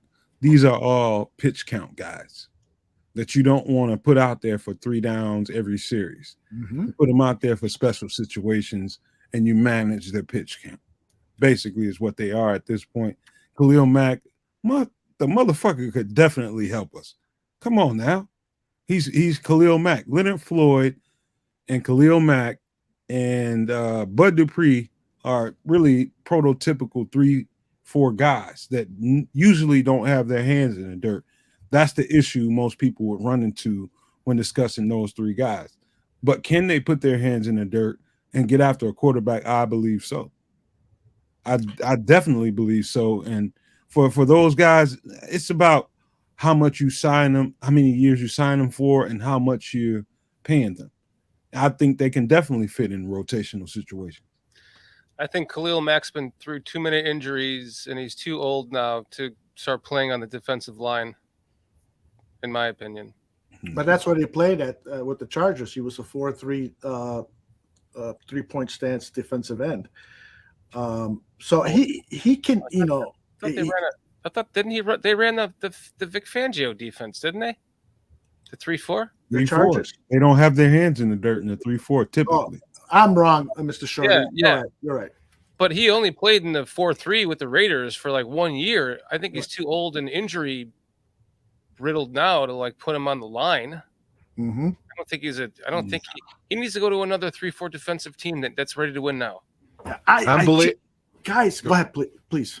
I was going to say I'm belaboring the point, and I know I'm fighting for Henry here, but you remember when Jerome Bettis just ran Urlacher out of his fucking cleats in 2005? Yeah. That's who I want. I want a guy like that, and Derrick Henry can do that. Well, and it helps Justin Fields immediately. Let me flip it then. Let me ask you another question. Assuming no on field, I'm pretending you're George McCaskey, Aldo. You're Aldo McCaskey. Aldo McCaskey. You won't get me Derrick Henry. What if Arizona would cut Hopkins though? Are you opposed to me getting Justin, this number one wide receiver? I know he's 30 as well, but this motherfucker is a baller, and that immediately helps our wide receiver group. Are you opposed to Hopkins if he's cut? It depends on the deal. How much, for how long? It depends on that. Cut him. Money-wise. Say again? I don't think they can cut him money-wise. Yeah, he's going to be really expensive. Traded, I think.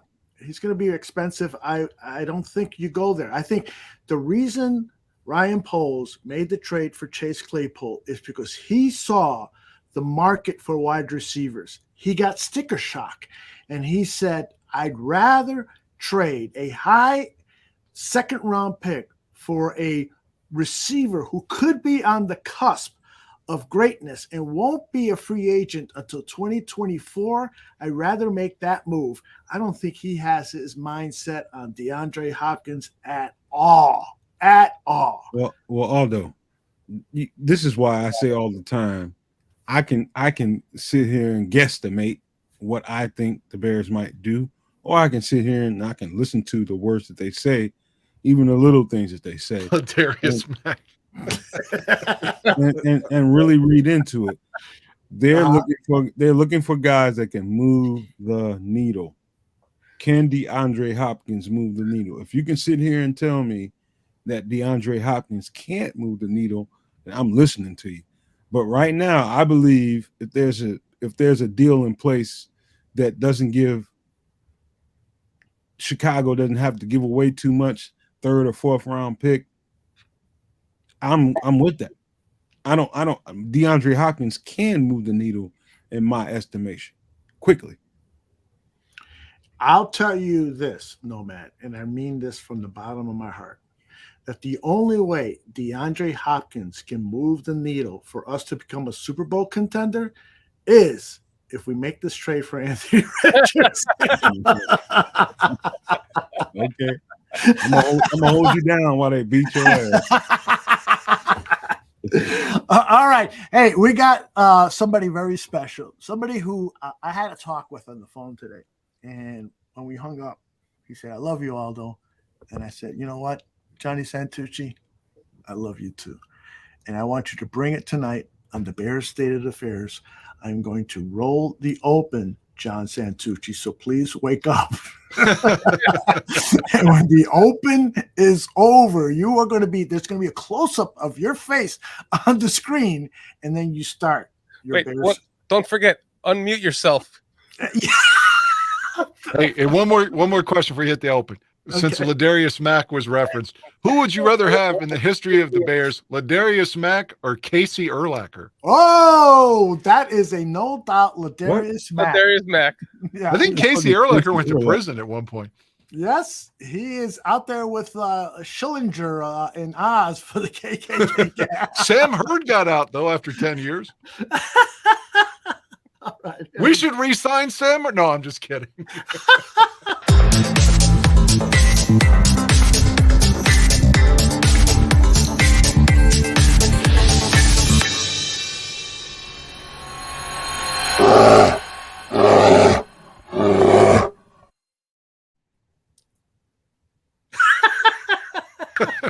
unmuted and raw. Coming at you. Coming at you. Is he cabbage patching? Yes. He's Webster Slaughter all of a sudden. Yeah, we had the Billy Bears. White Shoes Santucci. I'm here. I'm full of pontification, so let's ready to roll. I love it. Bears state of affairs. Yeah. More pontificating. Here we go. Off season week 7. What's happening Barfly as well, Bears fans? Ryan Poles and his Bears personnel staff finished up in Indianapolis as the annual NFL Scouting Combine came to an end Sunday. The big news after the Combine is that Ryan Poles has reportedly talked to more than a few teams regarding trading for the Bears' #1 overall pick in the draft. And it was a huge benefit for the Bears that this year's quarterback class really had a great combine. Whether it was C.J. Stroud's passing efficiency, Bryce Young's added weight, Anthony Richardson's amazing athleticism, or Will Levis's arm strength, a lot of teams had to take notice and perhaps think seriously about acquiring the Bears draft pick and getting one of those 2023 quarterbacks. Speaking of Will Levis, yeah, crazy Will Levis. He may have hurt his draft stock when reports came out that he's deathly afraid of milk and eats bananas with the peel on. Yeah. Well, what I want to know is, how did this stuff come up in conversation?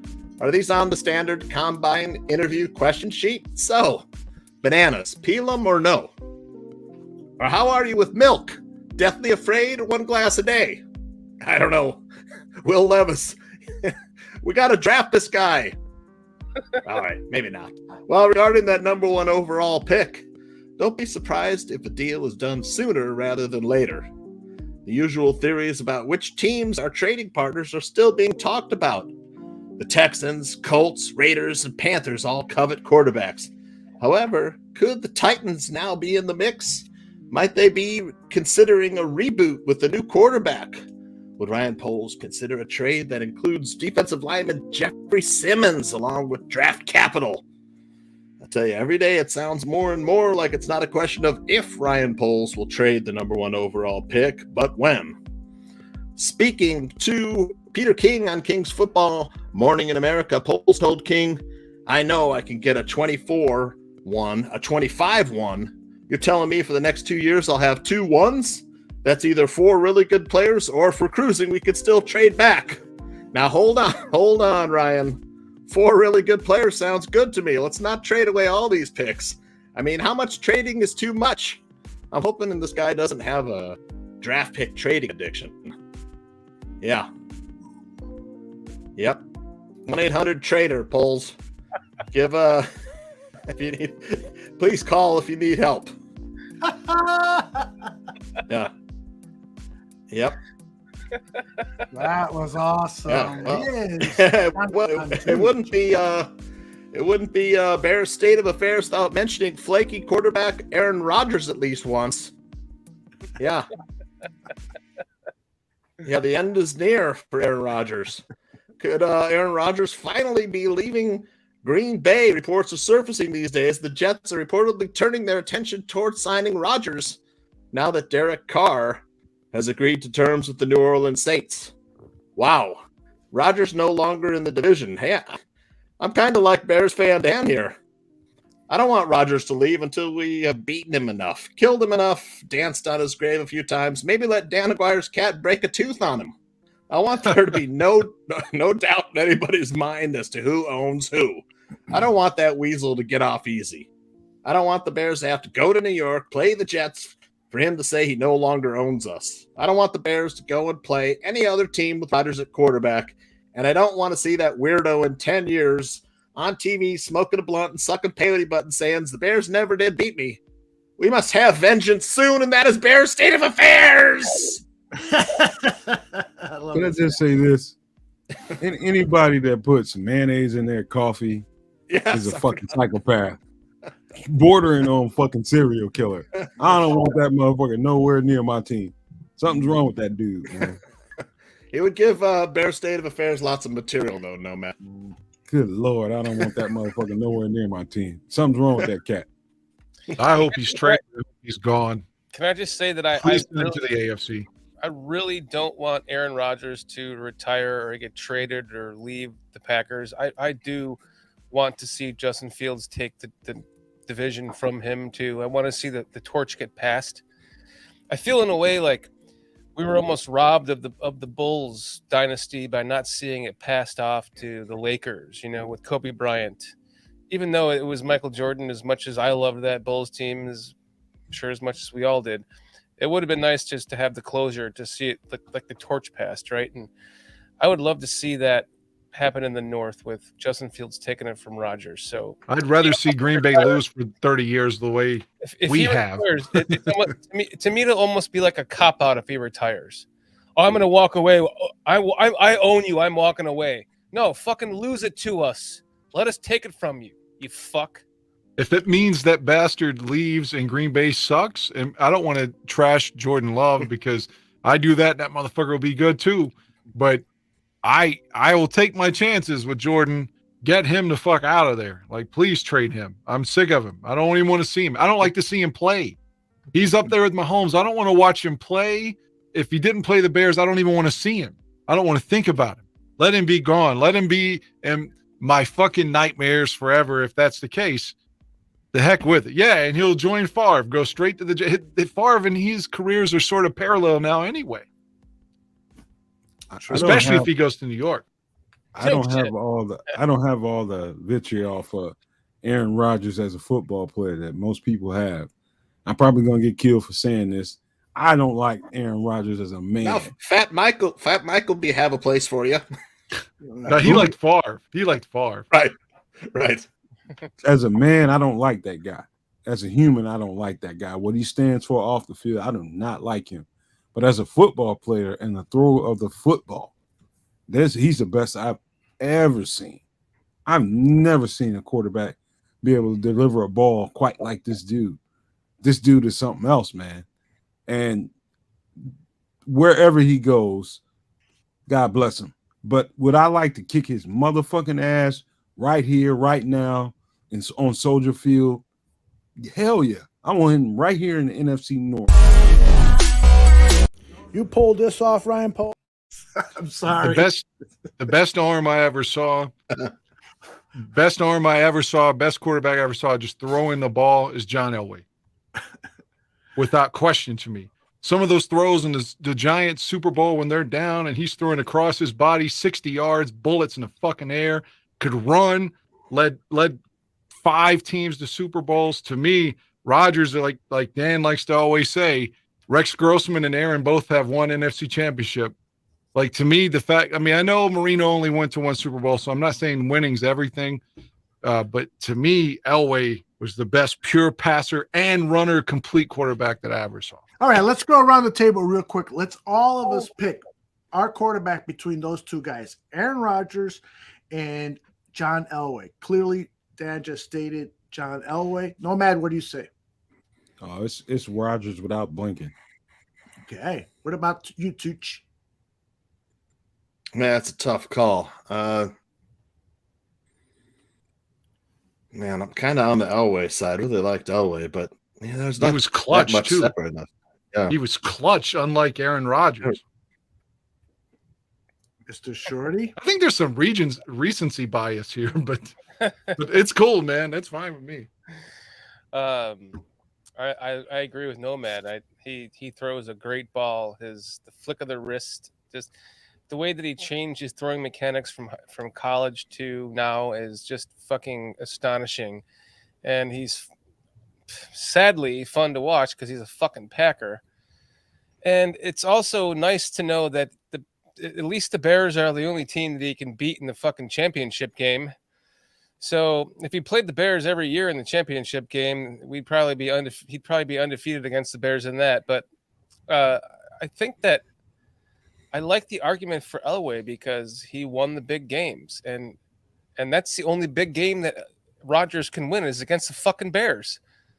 He can't beat the fucking Niners. He can't beat the Cowboys in the big games, but he'll beat the Bears. So fuck that guy, Elway.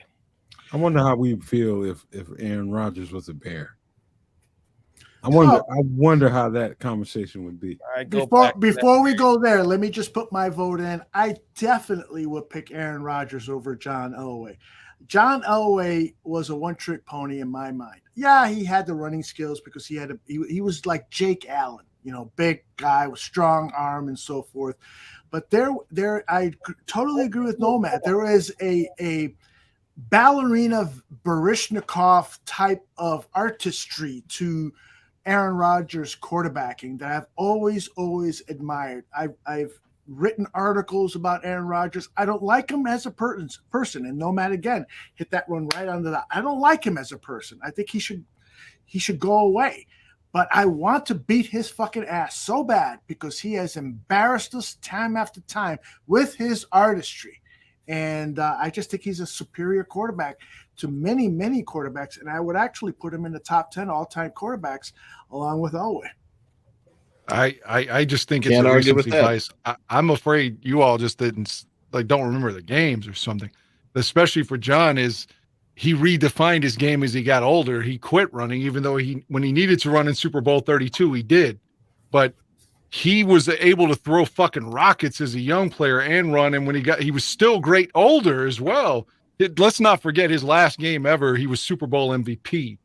Went to 5 Super Bowls, led countless playoff comebacks from behind. And again, you want to talk artistry. Look at some of his throws. He's throwing bullets 70 yards down the field, spirals. But again, if you all disagree, that's cool. I'm just saying, but man, I think if you went back and watched the drive against Cleveland or Super Bowl 21 or even 22, even though they get blown out, he throws a fucking 80-yard dime to Ricky Nattiel to start the game. Elway was a fucking boss, man. All of that has started to come to me. No, I'm just kidding. My favorite throwing mechanics of any NFL quarterback is probably Aaron Rodgers, but because it is a thing of beauty. But to your point, Dan, you just said it. 5 Super Bowls, everything else. Can I throw 2 cents in here? Being a receiver, being a DB, let me tell you, there's something different about Aaron Rodgers. In the rhythm and timing of a play and the duration of a play, the way he puts a ball on a guy in perfect fucking stride. He just pretty much you're running right in the breadbasket, 30 yards, 40 yards down the field. Next thing you know, you look up and the ball is on your hip or in your fucking lap. That's something. He's something else, man. He is something else. I don't give a fuck how bad people feel about him. I feel the same way because he's constantly kicking our ass. But if that guy was a bear and doing all that shit, he'd be on Mount Rushmore.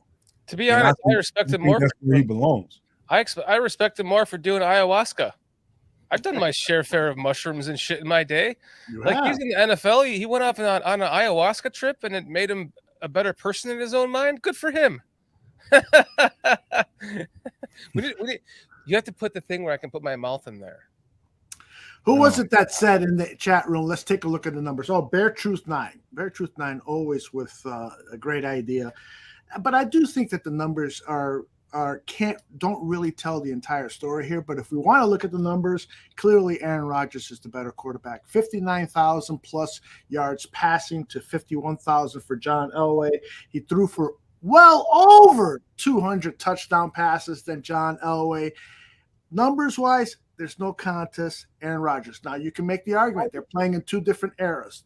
They are playing in 2 different eras. And one guy's clutch, it leads. Even when they don't go to the Super Bowl, he's still leading drives that constantly bring his team back in 2-minute warning situations. He beat Warren Moon like that a couple times in the playoffs. Obviously, Cleveland in 86.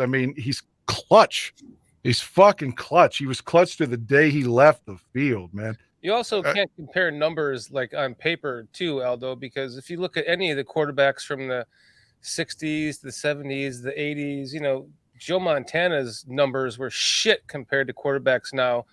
Elway's were, Marino's. And Montana was a fucking stud too. Yeah, right. But, all the great Aikman, he's in the Hall of Fame. His quarterback, his best season was 24 touchdowns and 12 interceptions. It's a fucking Mitch Trubisky season. So things have changed. It's hard to actually judge quarterbacks now on paper as opposed to them. Muck the General, he made a very good point, and I'm sorry for not bringing him into the conversation. But hey, Warren Moon was something different too. He did the same kind of things. He laid that ball right onto your ass. Yeah. And you can run with it in stride. Yeah, he was different too. So did Cunningham, man. Cunningham was awesome. I am fascinated by this whole discussion because Dan Aguirre once said this. Is this the Rodgers sucking dick comment? Of course it is. And I wish it was the sound. Let me say it to you again. To suck Aaron Rodgers' dick. Okay. I would be willing to suck Aaron Rodgers' dick. If it led to the Bears winning a Super Bowl, then by God, if I had to be a whore, I'd be a whore. So if you're willing to suck Aaron Rodgers' dick, what would you be willing to do for John Elway? Jesus Christ, Aldo. To have Elway in his whole career with the Bears? Oh, my God.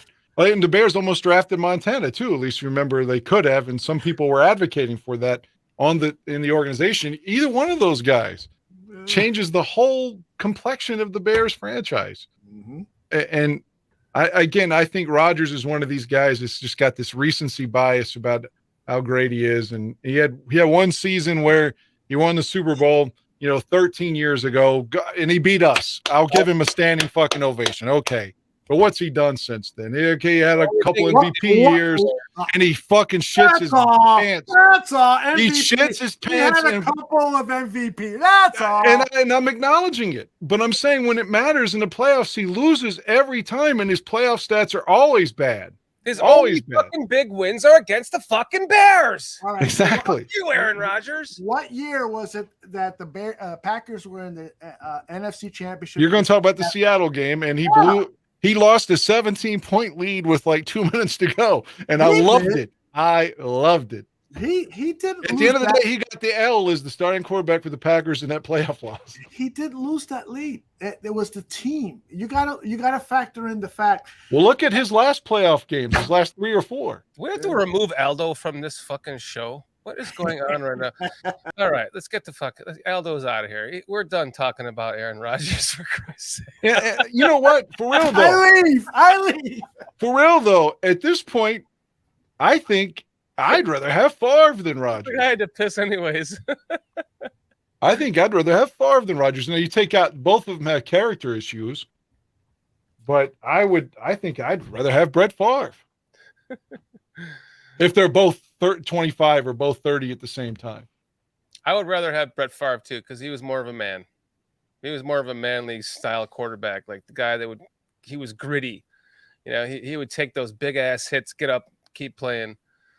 And he might have thrown more interceptions, but fuck, he'll win you that big game. So you would take him because of machismo? Well, Brett Favre has more NFC championships than Rex Grossman does. Are you kidding me, man?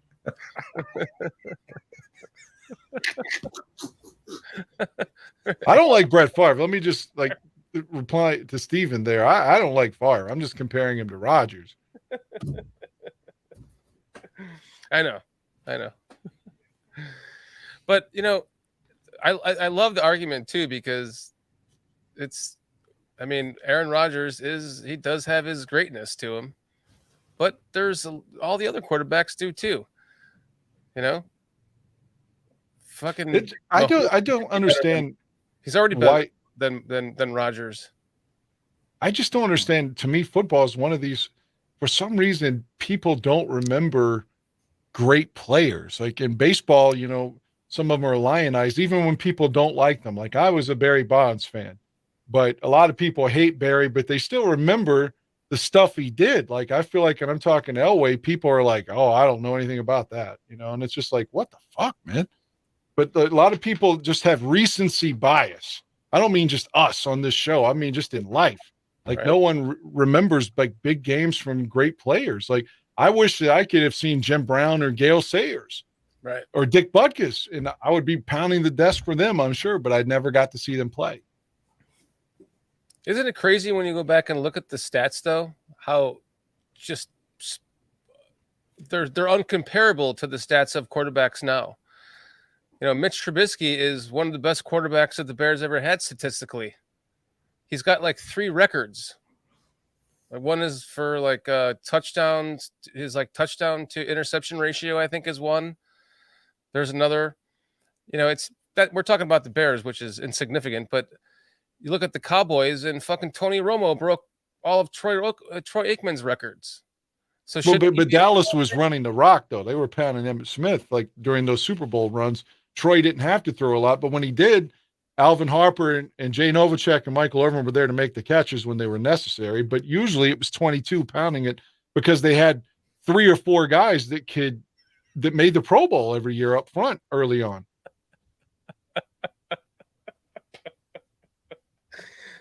Aldo hates Aaron Rodgers. Not as much as I do. Am I welcome back?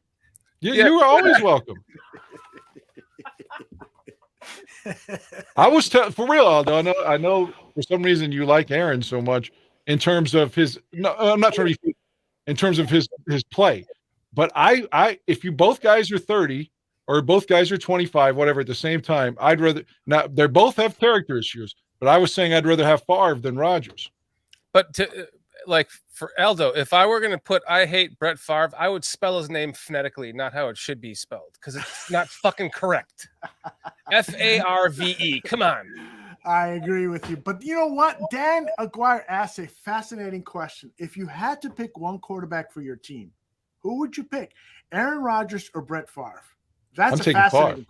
Taking Favre, man. Favre's going to run and dive, and he's going to make stupid throws occasionally because he's always the quote-unquote gunslinger, the same way that we always heard about Jay.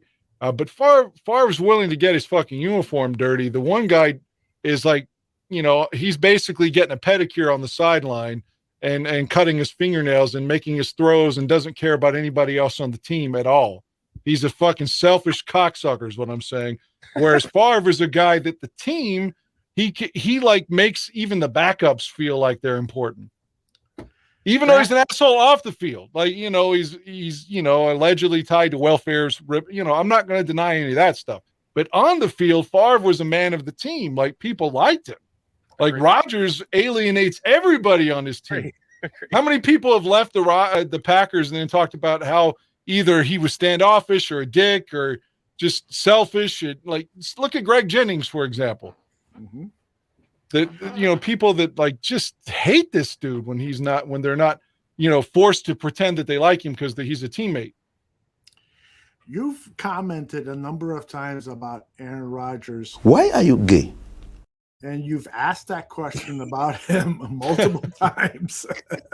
Well, that has nothing to do with anything. Like his proclivities to like men, I swear, has nothing to do with my dislike of him on the field. But I do think here that a lot of what is going on with these discussions is because of this. What we've got here is failure to communicate. For years, because Guns N' Roses sampled that in a song called Civil War, for years I thought that was a woman until I saw that movie. What's it called again? Cool Hand Luke. Yeah, doesn't that voice sound like an ugly woman? No. It sounds like an ugly woman to me. What's the actor's name? J.B. Strother, I believe. He was on the Dukes of Hazzard for many years. It sounds like a woman's voice. It would like been my principal or something in school. That wants to like whip you or something with the paddle. Oh my gosh, I'm really turned on right now. I thought that was a girl voice like for years, like a bad voice. But is Nomad with us right now? I'm here. He's saying these motherfuckers. I'm scared. I'm scared of Dan Aguirre. I think 3 years down the line, when the bar room becomes a tabletop name, he's gonna get caught on TMZ. Dun, dun, dun. Gets caught with a male hooker. A male hooker? Question mark? I don't know. I'm just bullshitting. Must be a West Virginia thing, I'm being told by Mo Bierman. All right, so where were we? We were talking about no matter what. Who would you pick, Favre or Rodgers? Man, fuck Brett Favre, man. I'm with you. He's a piece of shit, and he's nowhere near the quarterback that Aaron Rodgers is as far as throwing the football. Is he more of a in-game type of No, fuck Brett Favre. He's nowhere near Aaron Rodgers. No. Tooch, you want to share an opinion on this subject? Favre or Rodgers? Then don't go telling me this is a tough decision. Oh, woe is me. Tell me what you think. Well, I can tell you, I hate both of them equally, probably. Man, God damn. I just don't know. I mean, I did it. They beat our ass so much. I know they beat our ass so many times. Probably at this point, it doesn't matter anymore, because we beat down so hard. Yeah, but I mean, with Favre, we got even though it wasn't when he wasn't with the Packers, it was when he was with the Vikings. I think when Corey Wooten sacked him. Mm-hmm. But one thing I fear is Rodgers going somewhere else, and we have to beat him. I guess ending his career like Corey Wooten and Brett Favre by small consolation. But it is funny that Rodgers is doing all the same things that Favre did to him and to the Green Bay Packers organization and their fans. He's just reliving the whole thing, and he really doesn't give a shit about his fans in Green Bay. He doesn't give a shit about the organization, and in fact, I think a lot of what he is doing is motivated by the fact that he hates the Green Bay Packers organization for drafting Jordan Love and disrespecting him and not making him a member of the decision-making group. Which is what Favre felt. Exactly. And so maybe it is the Packers' fault. They picked two big egomaniacs, right? And they failed to recognize that these guys are going to be upset if we make moves without letting them know. I've got a pretty good question. Do you think Aaron Rodgers, you can feel how you want to feel about him personally and how you feel about him as a football player, but do you think he has the moxie, or will he run into a brick wall with the big city media like a New York or like a Chicago? Do you think that would become an issue? I would love to hear all of y'all's response to that. I would say yes. So yes to what? I would say he would fall in if he got into a big city media like that and a big city team. It would crush him. It would break him. He wouldn't be able to handle it. Tooch? Man, my first reaction is to say yes, but that dude is so weird and laid back. I don't know. Maybe he might just he doesn't give a crap. Yeah, he doesn't care about the fans. He probably won't care about the media much anymore. It seems like the more this dude plays, the less he cares about what other people think about him. That's just me. Ayahuasca will do that to you. Yeah. What do you think, Dan Aguirre? I don't think it'll be an issue. If he gets upset, he'll start being a diva and not talking to the media or something. I could see that. But we do know that he wants roses thrown at his feet 24/7. And then maybe in the smaller market, he could receive that in Wisconsin. But if he goes to New York, they're less apt to doing that because they've seen great players before, versus Wisconsin, where, it's a smaller rural area. So I think it'll be tougher on him, but at the end of the day, he's willing to pay fines and shit if he gets upset. He'll be a diva and then call him out on the Pat McAfee show or whatever, whoever he doesn't like in the press. But I could see him ignoring them and refusing to answer questions, and like Urlacher did in Chicago in 2007. Let's not forget that. No bad. I got to tell you this. I think that Aaron Rodgers is one of the smartest guys in the National Football League. I wouldn't dispute that. My mouth. Yeah, if he had an IQ of 160, 170, I would not at all be surprised. This guy is a very smart person, and I also think he's a very selfish person. Evidence of that is, now he says he was kidding, but in one of the shows with McAfee, he held up the book written Atlas Shrugged by Ayn Rand, and that is a book, as Dan Aguirre is Paul Ryan would be like, oh, yes. Exactly. It's a book about selfishness, and it's a book about, looking out for yourself first and foremost and forgetting about the common person and so forth. Now, some people can agree with that and disagree with that. I don't care, but the fact that Aaron Rodgers, along with his massive intellect, tells me that he would figure out a way to protect himself because that's what he's into. And one of the things that he's doing now is he's playing games with the media and playing games with the Green Bay fans and playing games with the Green Bay Packers organization because he thinks that's fun. I'm smarter than you, so I'm going to fuck with your mind. He treats his own family that way. He treats his own family that way. You're absolutely right. So my opinion, Nomad, is sounds psychotic. He does a little bit of psychopathic, right? I don't know, Nomad. Those are my thoughts. I think I do believe Mr. Shorty has his opinion, and then we'll wrap that up and move it to Nomad to his recap. What you said in the beginning of that sentence was he's on the Pat McAfee show.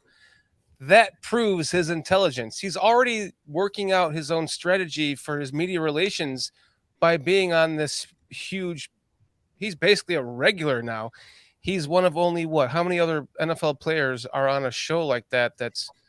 They might have their own shows. I think locally, Chelsea has his own show, things like that. But he's going on this big show, this national show, and he's speaking his mind all the time. He's setting himself up for him. He's protecting himself in the future by doing that, right? So that's part of the strategy, like you're talking about, Aldo, that he's intelligent.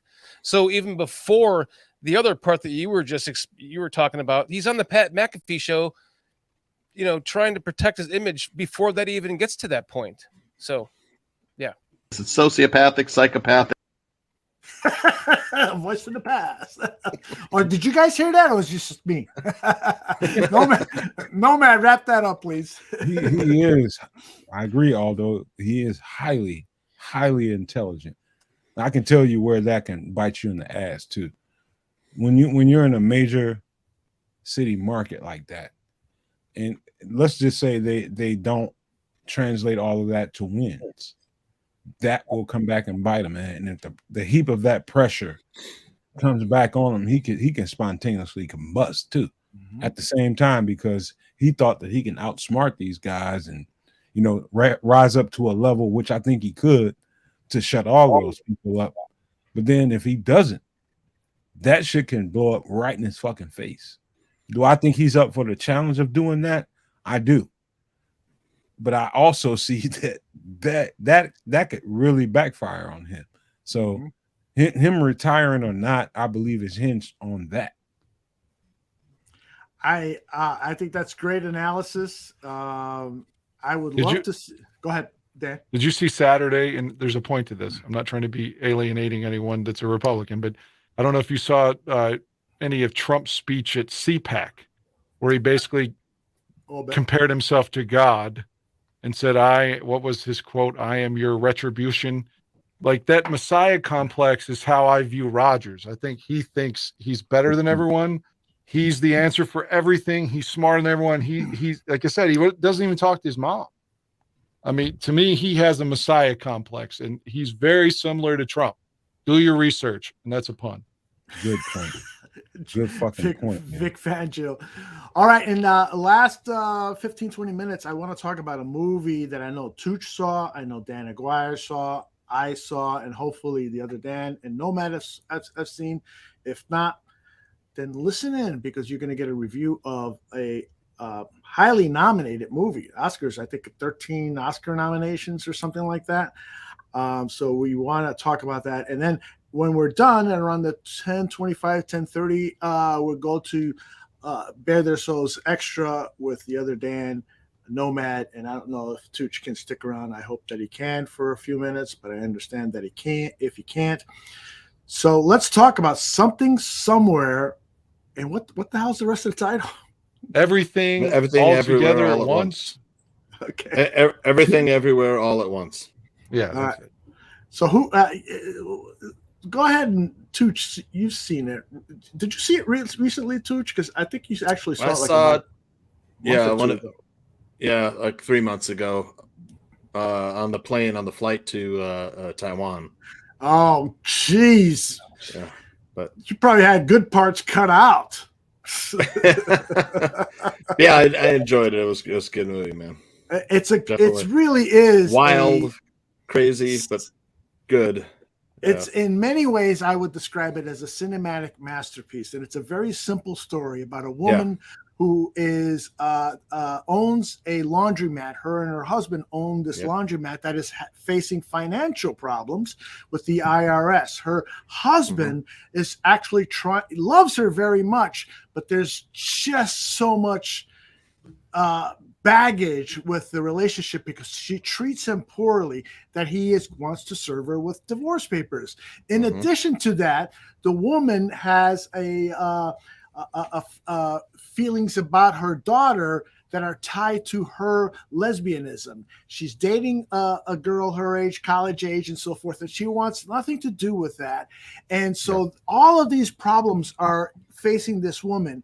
And what happens is that her husband introduces this multiverse where there are at least 9 different universes where she and him are living, and they are like totally different characters.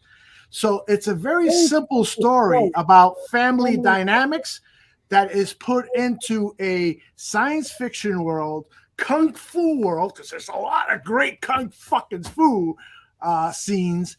And all to arrive at a very simple, and spoiler alert, all to arrive at a very simple conclusion, which is we should all just accept the fact that nothing is perfect and really embrace life and love it. Would you agree with me, Dan? I know you saw it just the other day recently. Would you agree with that assessment? I don't view the film as positively as you do. Okay. The themes are interesting. The themes of nihilism, nothing matters. Being a person that is not necessarily a believer, but I don't consider myself as a non-believer per se. I'm sort of in the middle.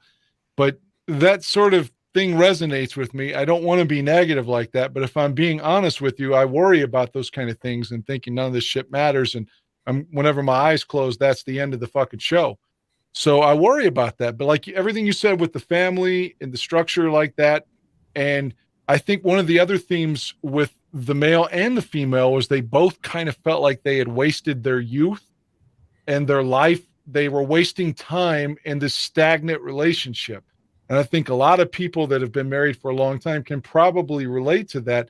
And all of that's cool. Like I like that it's ambitious and tries to like address all these themes, these dynamics.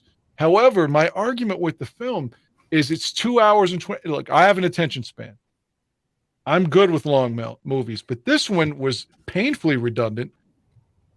This 2 hour and 20-minute movie could have been an hour and 25 minutes because there's a solid hour of these redundant scenes. It's like, at first I kept thinking, is this going to be like The Matrix or a David Lynch movie? Or they're going to say this woman has mental illness in the end with all these things. And none of them are properly explained. They just, like you said, kung fu. Well, I'm going to hit this button and I'm going to go to another scene and I'm going to go to another scene and I'm going to go to another scene. And none of those scenes really matter at all.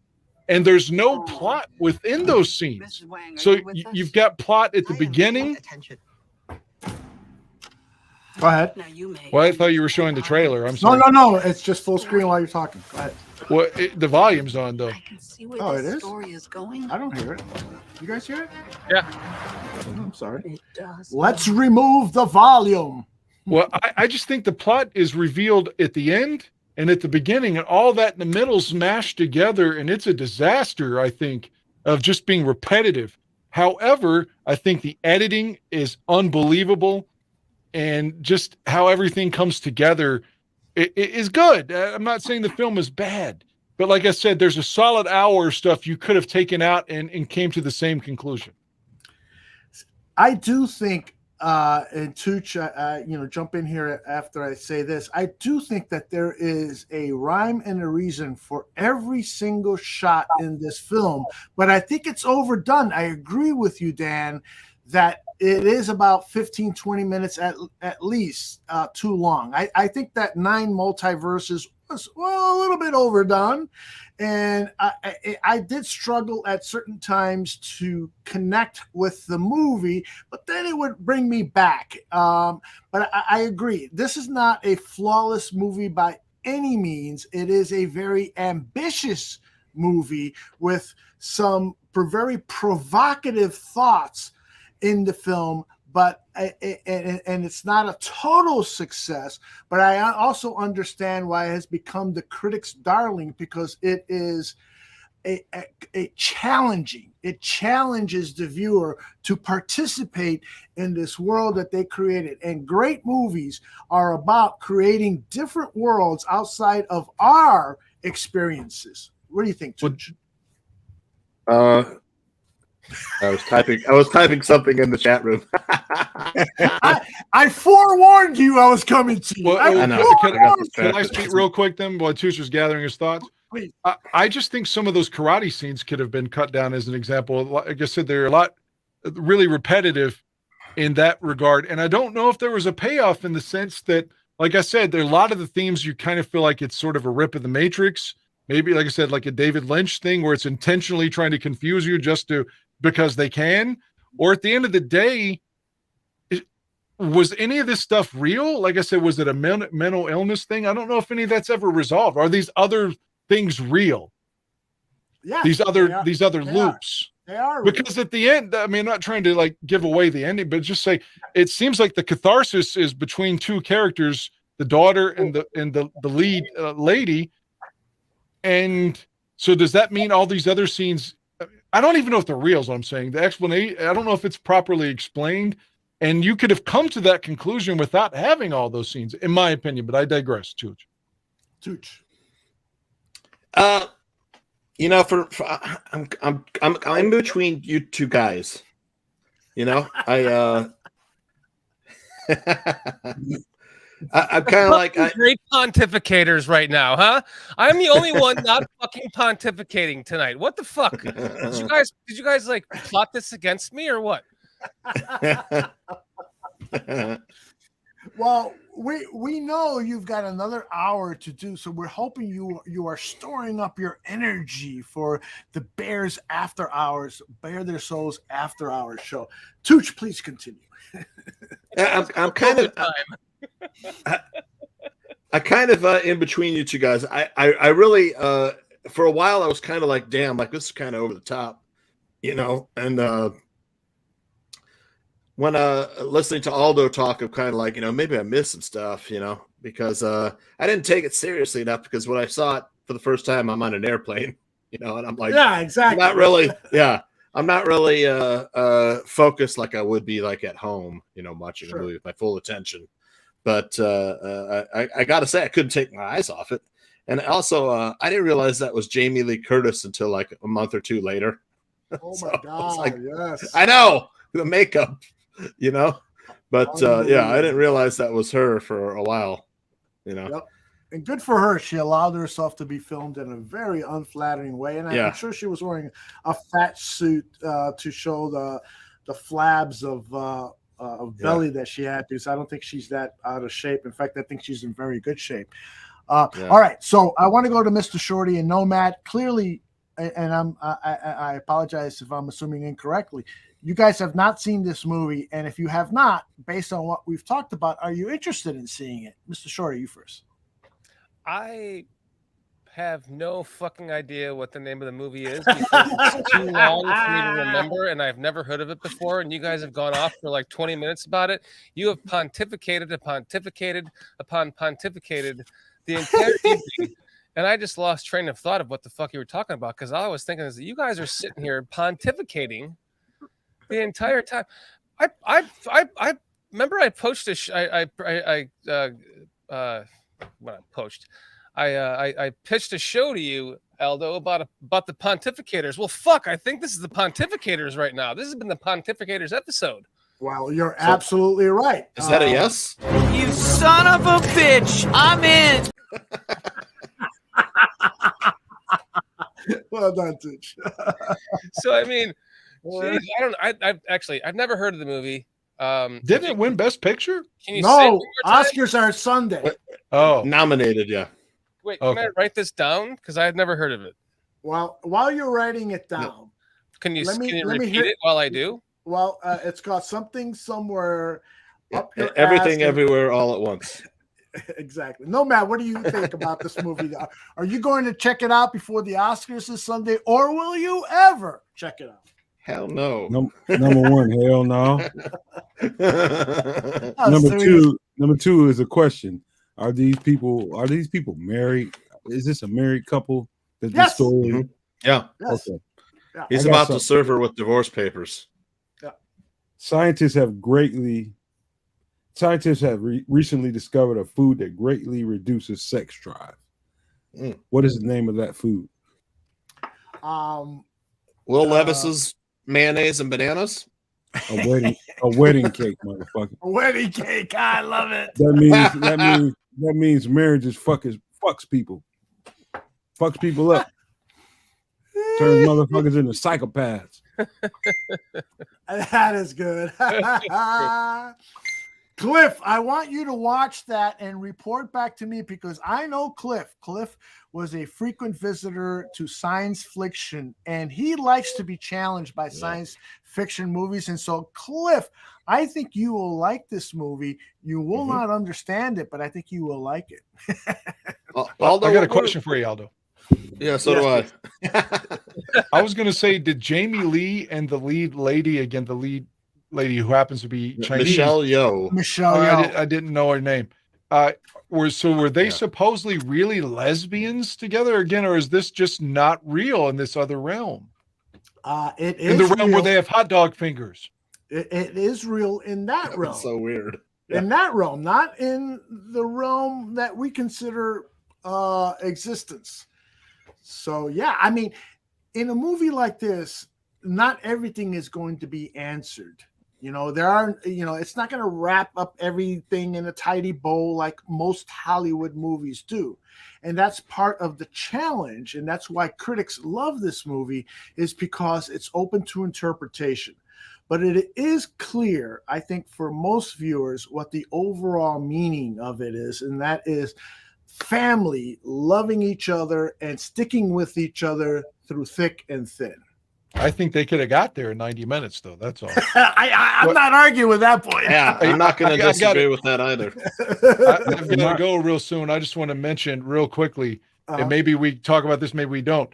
But man, Chris Rock eviscerated Will Smith. Speaking of the Oscars, finally, the fucking stand-up was unbelievable. You saw it? Yeah, I saw it. Tooch, you saw it too?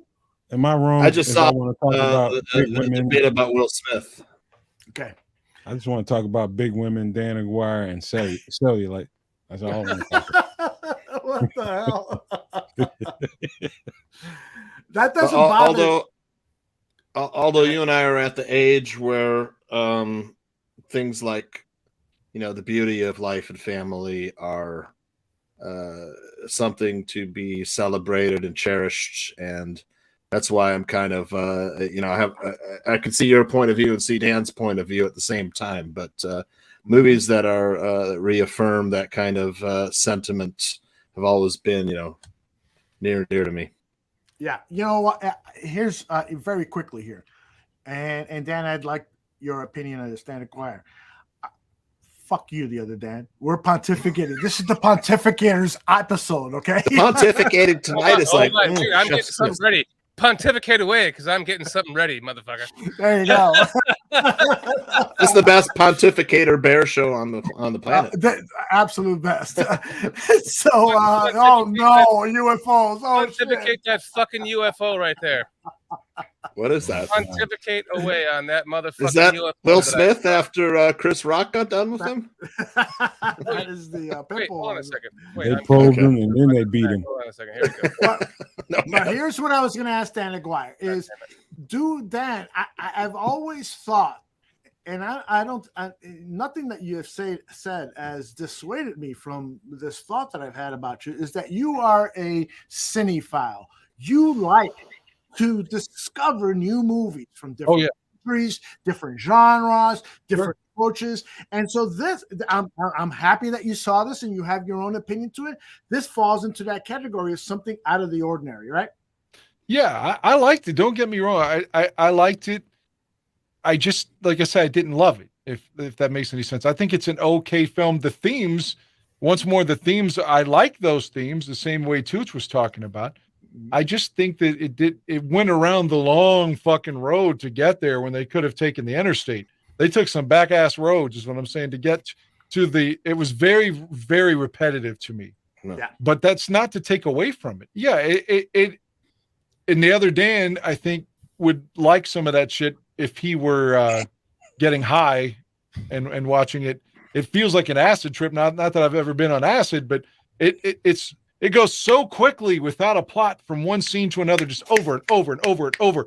It feels like someone without an attention span or on drugs or something. I do agree with you on that. And it's funny because the editor of that movie is getting nominated and highly acclaimed, but I just felt like, this could have been, the editor should have gone to the directors. And I say directors because it was directed by two guys named Daniel Blank, and they call themselves the Daniels. So the editor should have gone to the Daniels and said, okay, guys, please put your dicks away and let's cut some of this shit out because it's way too fucking redundant. I totally agree with you on that. And by the way, HR, he is the executive director of our human resources department. He wants to see a show here called Big Women, Dan Aguirre, and Cellulite. I love it. That was like 5 minutes ago, HR. Keep up. Me, Dan Aguirre, and a couple of big bras with some dents in their head. Dan my alien. You guys want to pontificate my alien since you're no. What is that? So That's an alien he saw. Were you not part of this, Tooch? So No. I saw this. He was here, but he was betting. I'll make it very quick for you, Tooch. My wife and I both saw this. It was on a Friday night up in northern Georgia camping. It came on a Friday night at 9:45. Then it came on Saturday night at 9:55. Then it came back a second time that Saturday at 10:05. And it was about the size of a helicopter. It was about as high as a helicopter, and it was about the size of a dime if you were to hold it up as high as you could. And it was the size. It was like a glowing ember from a fire, and it moved about the speed of a helicopter. And then it went. The third time that we saw it, it went right above us, and then it formed a cloud. It went straight up into the cloud, and then the cloud it formed an aura around it because it's a glowing orange. Oh my God! Who the hell cares? And then it went straight up into the cloud, Tooch, and then the fucking cloud disappeared, and then it disappeared. And if you look at that, do you see the cube in the center? Look at the cube. Yeah. See the cube right here? It's yeah. There's like it's a Chinese spy balloon. Looks like. That's what it was. The other day, it was a Chinese spy balloon. Well, didn't you guys see the new stuff that came out, that the classified shit that came out about the glowing, or it wasn't a glowing orb, it was just like a silver orb. There's a military shot of it just hovering above a city. The military released it. They declassified it. It's a silver orb, which would be that if it wasn't glowing, and it was just hanging above a conflict zone, which I think was Ohio after the train wreck that had that whole disaster. But it's been declassified. So since we're is that the next Tesla?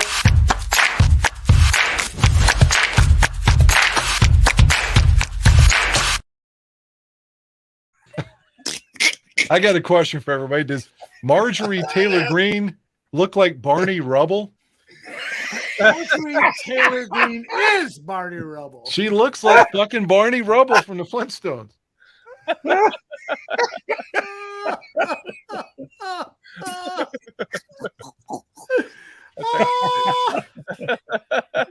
You should show them side by side. Here he come. Where is Barney Rubble on my Google machine? She is Neanderthalish. God damn No it, doubt about it. She is one ugly bitch. I'm sorry. She is Damn. love her or she's hate her, fucked up. she is one ugly bitch. That bitch is a mad ball. A Her fucking husband every day is mouth like, oh man, I gotta go to bed next to you. Hey, man. Hey, leave He that left alien her. shit alone, man. Oh, Hey, good if for you- him. Leave that alone. Leave that alone. He left her, didn't he? Good for him. They're going through a divorce, aren't they, Danny Aguirre? I don't know. I just know she's always like Boo, boo, Joe Biden, boo. That is an ugly broad, man. No, let's not talk about how ugly she is. Yeah, I just think she looks like Barney. I'm not saying she's ugly. I'm saying she looks like Barney. She's in shape. She's really in shape. I'll give her that. Yeah. She looks like Barney, though. She's Not the dinosaur, the Flintstones. Disgust me.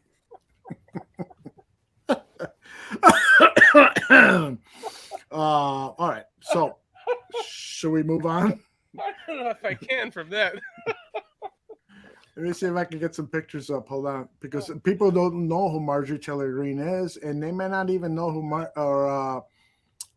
what's her name is. So here is, of course, Some for ugliness. Revenge of the Cave people. There's Barney.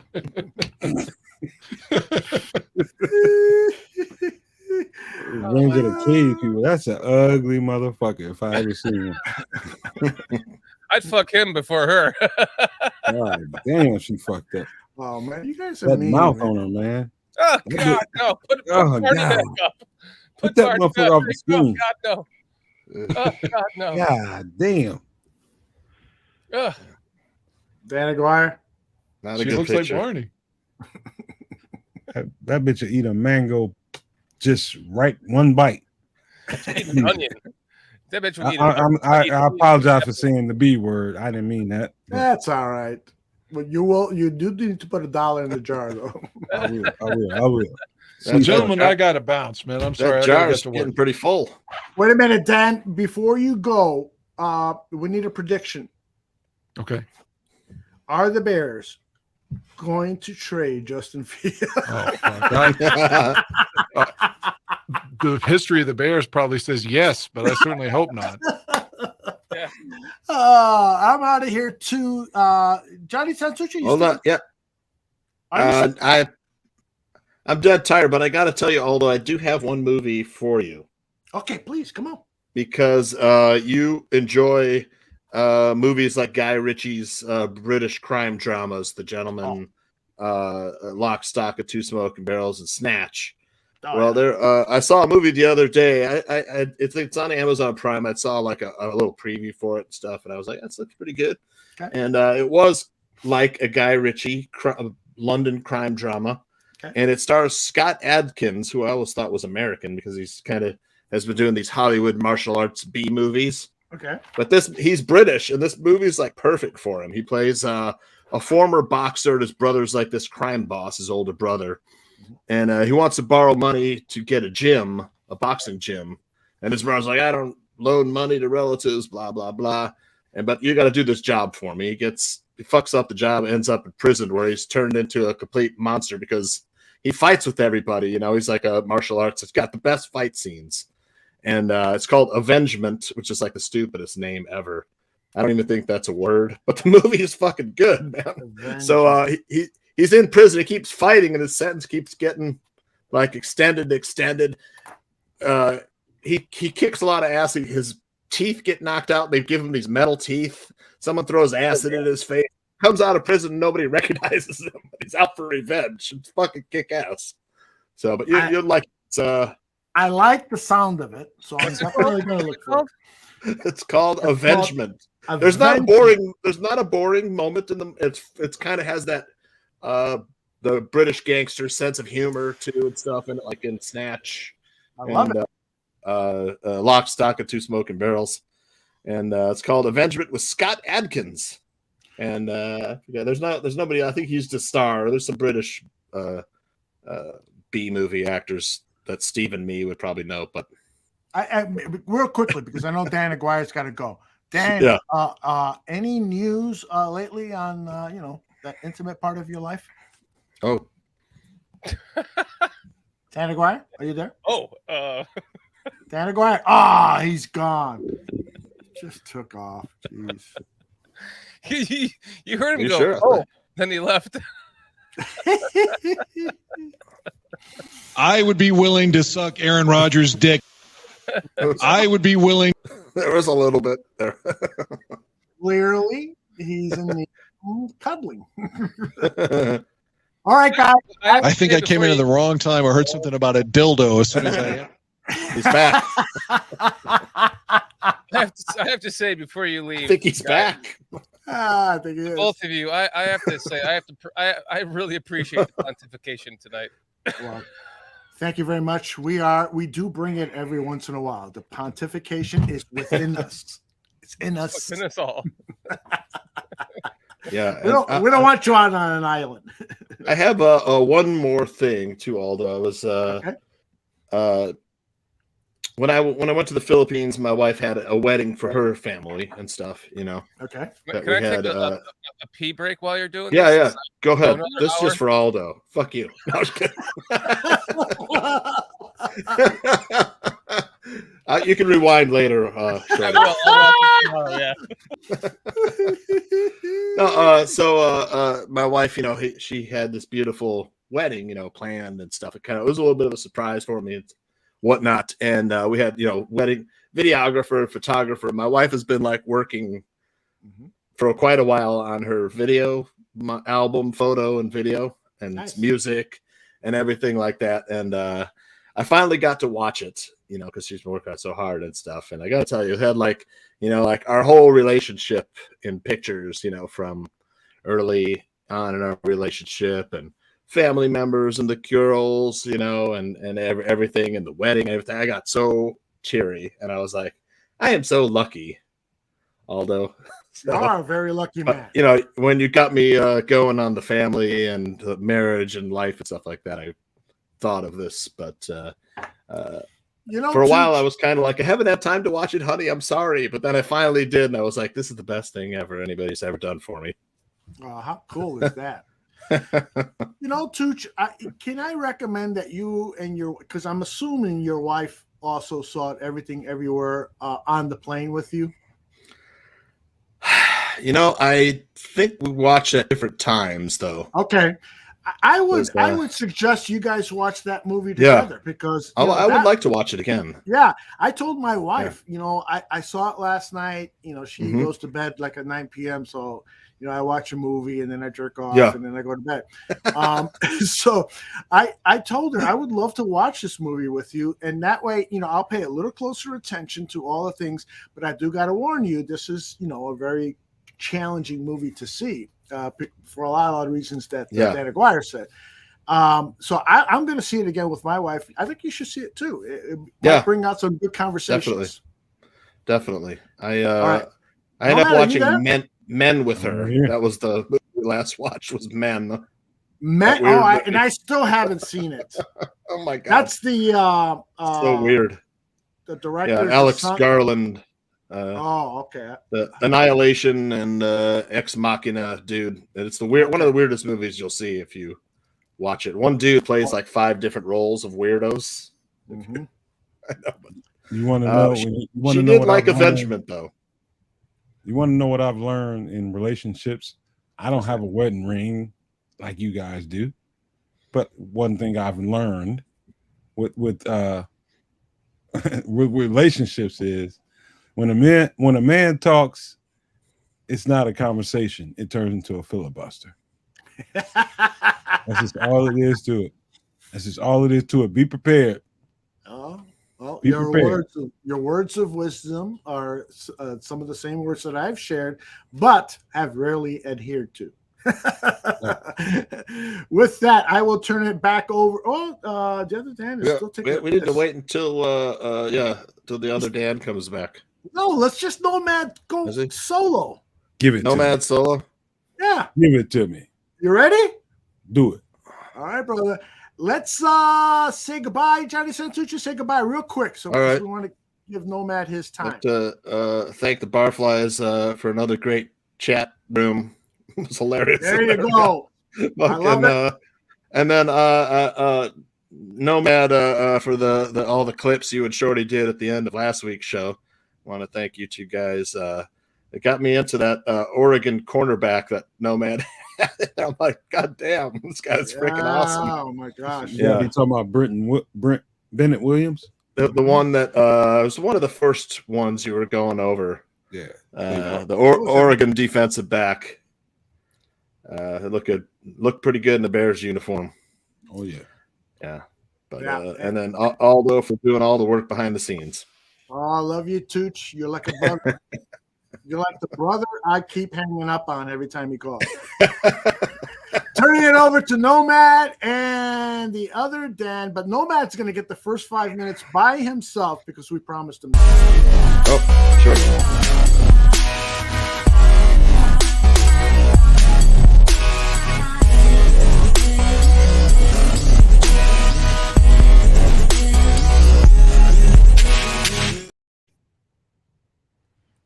All right.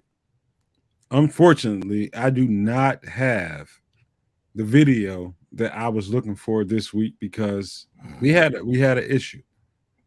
I think Aldo got flagged because of the video that we produced last week, and that on YouTube is a problem, right? So you can't put video up there that is not getting past copyright. So we don't have video this week that I know of, and so all we can do is talk about names. Mr. Shorty, do you have any names that I gave you this week that you can remember? Get your mic on, man. You're muted. I'm glad I was muted because yes, I do. Because I said the opposite before. No, I actually don't, my friend. I'm sorry. You gave me a list. I've been really busy. I haven't looked at them yet, but I did pay attention to the combine. So based on some of those numbers, I could talk about that. Be honest with you. Okay, so I got to fly by the seat of my pants. And what I told you guys last week is I would study running backs and I would study receivers because we went so heavy into defense last week that I felt guilty. And what I can remember off of the things I told Mr. Shorty and Aldo is number one is Kendre Miller, running back from TCU. Yes, Why is the most special running back of all these guys in the draft? Yes. I agree with you on that. We have talked about that. He is special for sure. Where do you see him going though? Well, you know what? I can't really say where I think he should go because I don't know where people value him on their on their draft list. I don't know. You know, I just know when I see special juice, I see Kendre Miller. I see the running back from Alabama. I can't think of his name right now. I see Tajay Spears. I see a running back from Louisiana. I see a few other guys. Israel Abaconda from Pittsburgh. That guy right there, all he does is get touchdowns. That's all he does is gets touchdowns. Kendre Miller right here. Yeah, let's go back to him right now. Instead of showing videos, let's just talk about the player itself, themselves. So let's see. Trying to find his combine. Let's see. Let me pull that out while I find his combine. Keep talking. All I can tell you about it with him is he's I think he's the best running back in the draft. After studying everybody, there's a few guys that come up right beneath him, but I think he has a special shit that the NFL crowd will really respect once he's in the league and he's ripping up fucking defenses. Kendre Miller is the guy that nobody's really talking about because he didn't have, I guess, the breakaway numbers that would make everybody talk about him. But he's the dude. He is the dude. To me, he's the creme de la creme of the running backs, and everybody falls beneath him. And that's just what I saw on tape. Was he at the combine? He was invited, but I don't think he performed. That's why I can't find him there. Okay. Yeah, you got to go back. You got to go to his college tape if you want to find something. Which we have done before, but there's a lot of players that are not doing the combine now, which does make sense. If you're a higher ranked player, or if you have a slight injury, or if you know where you're if your agent tells you, you know where you stand, it makes sense to not join the combine, right? Shout out to Andrew Voorhees, who got injured during the combine. I think he messed up an ACL, and that's the risk that you take when you agree to come to the combine and put your body at risk to all of those high impact drills and those performances that everybody's looking for, everybody's entertained by. It's a big fucking risk. Right. And I can understand why people just refuse to participate in it. I don't give a fuck who it is, from a nose tackle to a quarterback. I don't give a fuck who it is. If a person chose not to participate in this event, do not shit on that person. Right. It's a real serious risk to put your body on the line and participate in something like this. I hate it, to be honest with you. Yeah, I know. Because you're coming from the player's perspective. You've talked about this before. You're very sympathetic to the players. So I can understand that. Who's next? Let me pull up somebody else. PJ up there. He did his homework on Pokey Wilson. Nice. Let's pull him up here. I'd like to know what PJ came away with. You will find out tomorrow on the open mic night. Well, I mean, look, we can talk about a lot of stuff on the open mic, but Pokey Wilson is one of those guys I feel like he probably got slapped in the face. He didn't even get invited to the combine. I don't know what it is about Pokey Wilson, whether he is a personality type that doesn't get along well with personnel or whatever it is. I don't know what the fuck's going on with him. But it's a slap in the face that he wasn't even invited to the fucking combine. It was several guys, but he is one in particular that I thought that, when he gets the opportunity, he's going to be really pissed. And he's going to be willing to prove that you fucked up by not inviting me to the combine. And I can't wait for it. I'm going to go back to that list and find it now. The list that you gave.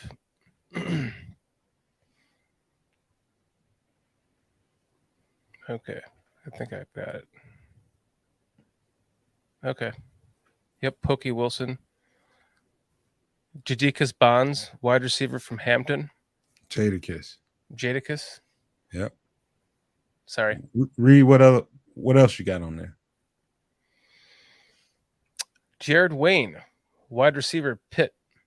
Josh Mann, wide receiver South Carolina. So you were focusing on offense in particular this time because you've been focusing on defense prior. So Isaiah Winstead, wide receiver, East Carolina. Matt Landers, wide receiver, Arkansas. Stop right there. Pull him up. Who? Matt Landers? Mm-hmm. He was at the combine. Okay. Ran a 4.3. And look and see how big he is.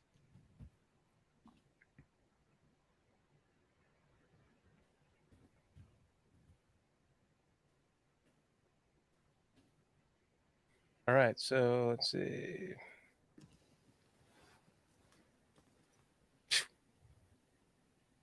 Exactly. Let me pull him up here.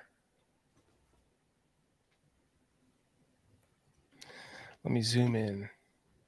He's more 6'5" than he is 6'4". 6'4", 200 pounds. Let me back out a little bit. Prospect grade 5.87. Arms 32.5. Hand 9.25. Nice.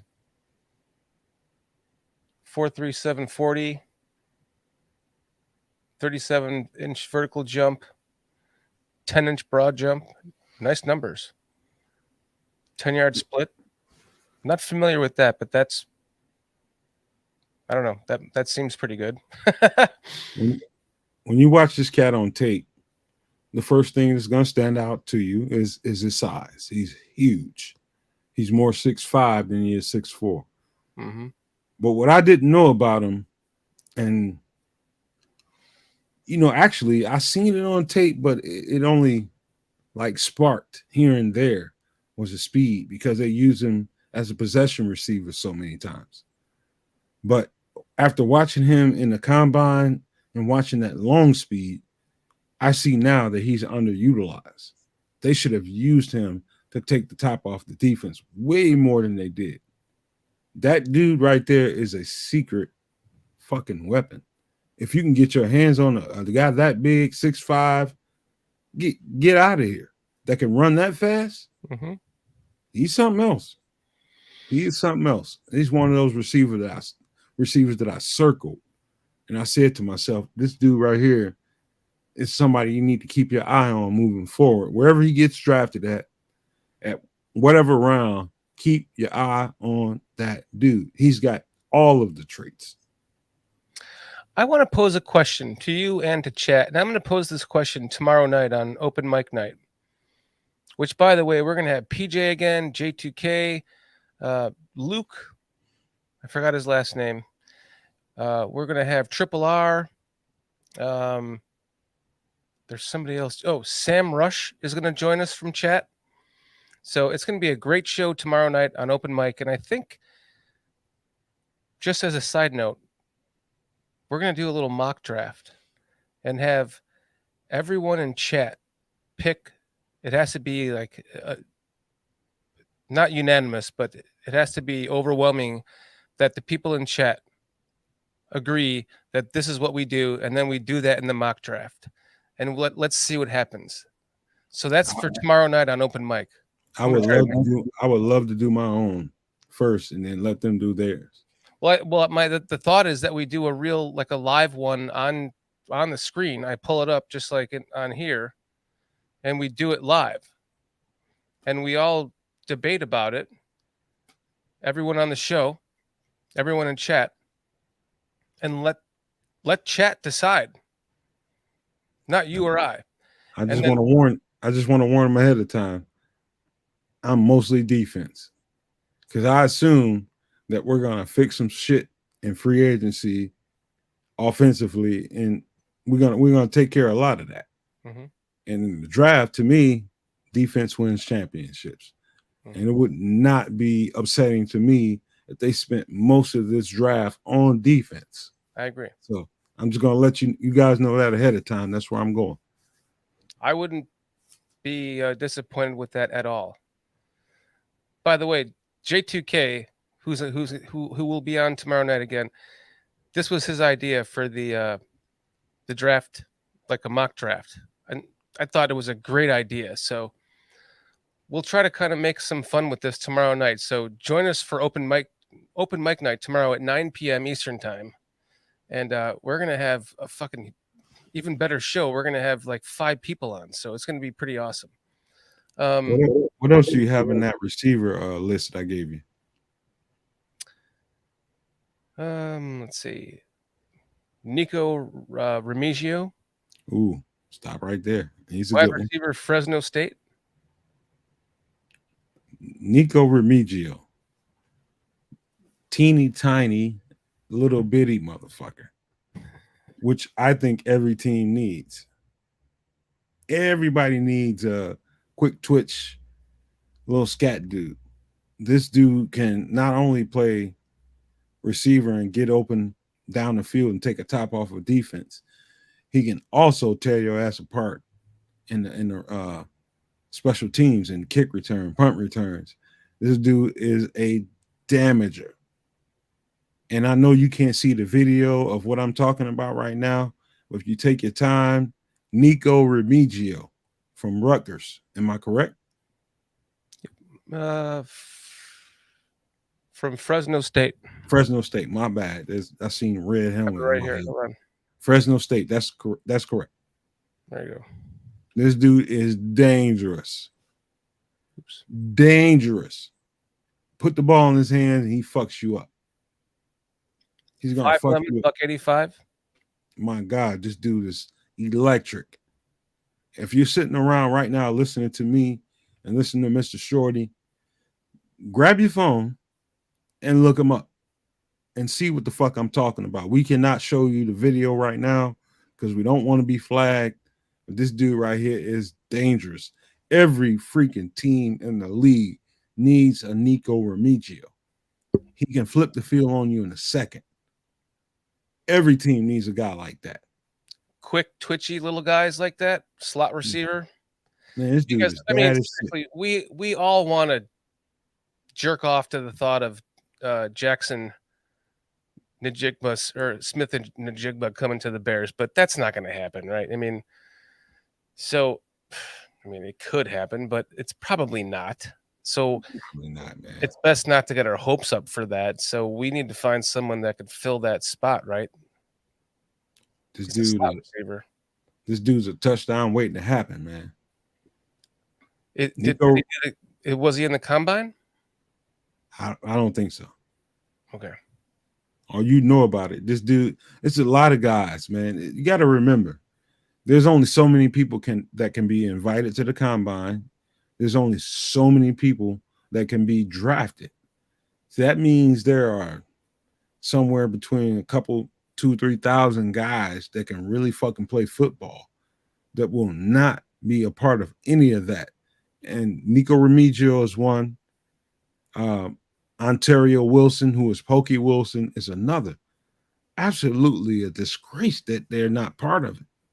Pokey Wilson is, if I had a choice to pick 2 receivers or 3 receivers that I would choose in this draft that can change the fucking game, Pokey Wilson would be one, Zay Flowers would be another, and Jalen Hyatt would be the third. Any one of those 3, I think, can really change something. Talking about Trey Flowers from Nebraska? Zay Flowers. Who's a receiver from? I'll take that back. Also put Trey Palmer in there. Palmer from Nebraska. Yep. Yes. Also throw him in there. Those are the guys that I think really, really stand out, man. I mean, when I talk about Zay Flowers has got some he's got some elite ability, man. And Trey Palmer is he looks like Odell Beckham when you watch him on tape. He's got some route running stuff that he needs to fix. He's really raw. But he's got some route running shit he can clean up in a freaking really in a training camp. He can really clean that up a whole lot and excel from there. But it won't take him much. Yeah. What's that? He had a hell of a combine too. Yeah, he put up some good numbers, but that's a combine. That's just, people in shorts and running. Right. It's nothing, man. I don't put too much emphasis on the combine. Combine is not football. No, I agree with you, but the rest of the NFL seems to, right? So you get all of that's where the dominoes start to fall, is after that. Seemingly it might be all smoke and mirrors to us or me, but it seems to be that's after the combine, that's where the dominoes fall. It's a bunch of dumb owners that don't know football, that will lean on their general managers to grab a guy because of something they saw in the combine, and that's what makes our position strong. Right. Is because there's a dumbass owner somewhere watching these guys in tights and determining whether or not underwear Olympics. Yes, and determining whether or not we should grab a guy. Right. And that always moves the needle. And so the quarterback value is going to go up a notch. The receiver value is going to go up a notch. And even some of the running backs. Some of that stuff is going to get way overblown based on numbers you saw at the combine, which really means shit. Truthfully, the only thing that means anything in the combine to me is stuff I can't see. That's the medical report, and that is the interviews. And the interviews you can actually see. You can see guys' interviews, how they relate to the media and how they answer questions and all that. You can see all that. Right. But the medical report you can't see. And so that's what's most important. Mm-hmm. All the shit you saw on during the combine, it's meaningless, because if it didn't show up on tape, it didn't mean shit.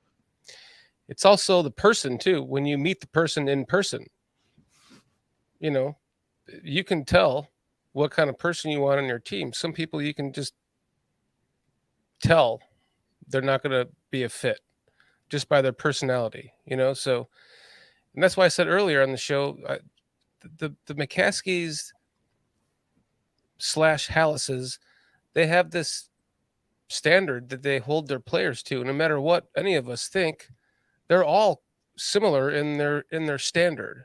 So in their character, how they present themselves to the NFL, to the city. So that goes a long way with the players that they select in the draft and in free agency. They might take a flyer like what's his name, McDonald, a few years ago when Pace, I think he was with Fox. They got Ray McDonald, didn't work out. Tank Johnson, he had that incident. They got rid of him, basically. So they're not. They don't. That character matters to this ownership, and you're gonna find that in the players that they draft, just like we did last season. Every one of those guys are high character.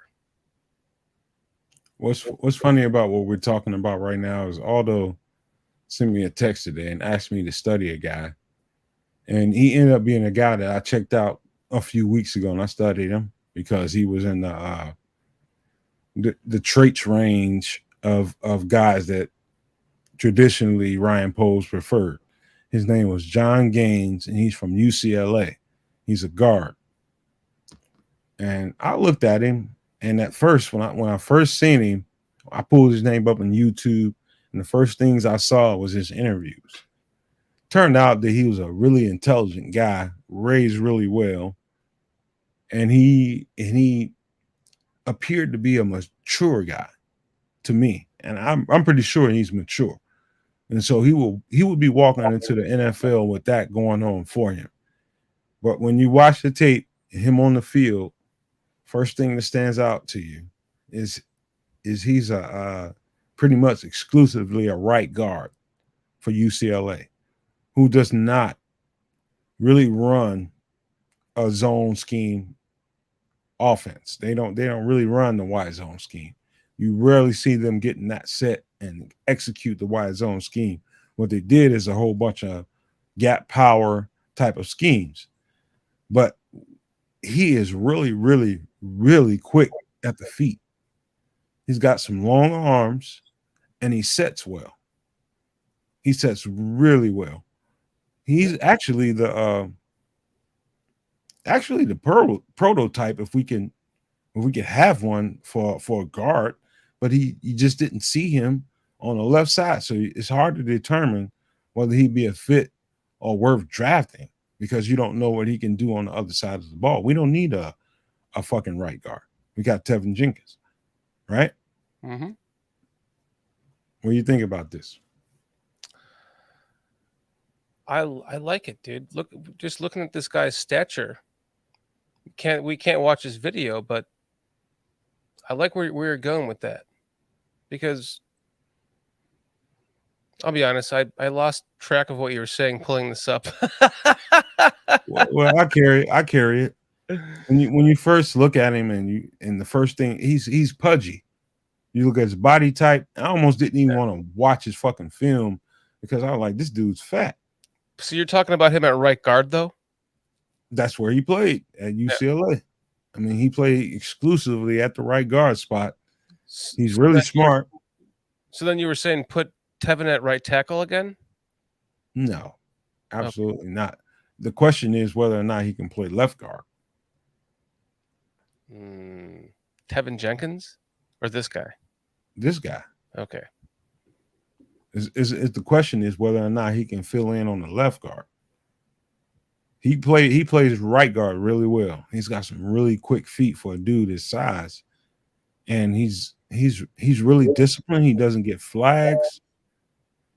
There's a lot to like about this cat, man. He's never on the ground. He's got great agility, great balance. This dude is off the ball really quick, and he's patient in pass protection. Why I say that is when the ball snaps and the defensive tackle is making a move, he's not jumping out there and saying, okay, I'm going to get on you before you get on me. He waits on you and absorbs what you got and is really good at responding to it because he trusts his feet. His feet can match whatever you got as a defensive tackle. That may not make sense to a whole bunch of people looking at this show and listening to us, but that's a really that's a thumbs up for a coach that's evaluating this. He's a really good talent. So who is next on your list, though? Let me pull this up here.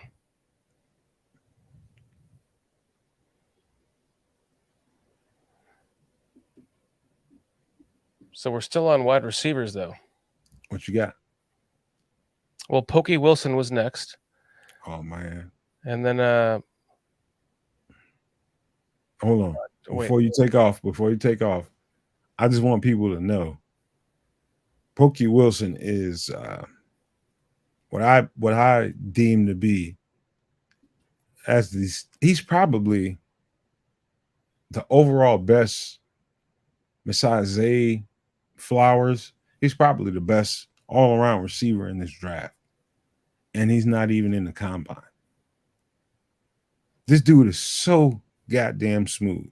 And what's disturbing about a guy like Pokey Wilson is what's difficult to guard as a DB is a guy that does not have he doesn't really give away what's about to happen next. So he's not really loud with his arms and his hands. And you know how receivers take off on a route and they're about at the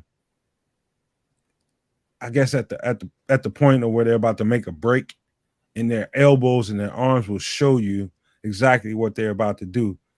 He's really quiet with that. You can't tell.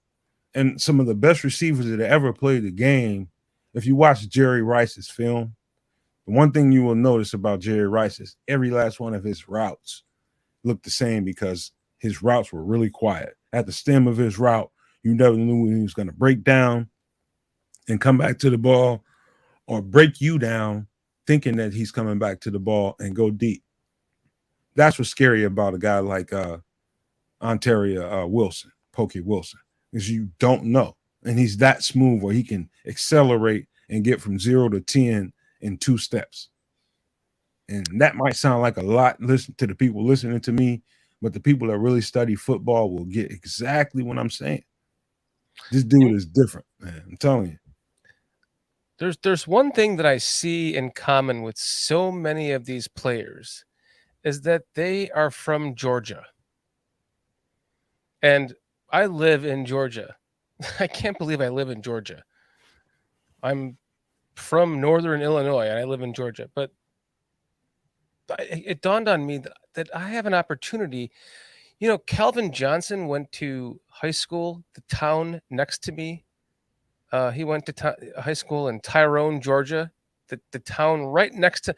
I could have seen him play high school football if I lived there, you know, whenever that was, 10 years ago or more, 15 years ago. God, more than that, shit. But it would have been like a 8-minute drive to see him play. And there's all sorts of players like that around me. Yaya Diabo. He's like 20 minutes away from me. Or Yaya Diaby, sorry. That Aldo interviewed. I mean, they're all over the place in Georgia. So I might try to go and see some of these college football or high school football games, and maybe get some footage of these, these up and coming players that could end up being a Bear one day. That kind of crossed my mind because they're all over the place by me. Another guy, Ashburn, Georgia. What PJ just said, it really hits home. He said that, he seems emotional. And I will say to PJ, man, listen, there are so many guys like that. And that's probably the reason why he's not where he should be as far as combine and being talked about. That's probably the reason. There's some things about his personality that rubs certain people the wrong way. What I would love to see happen is everybody not be so judgmental about their personality flaws and their maturity flaws. They're fucking 20-something years old.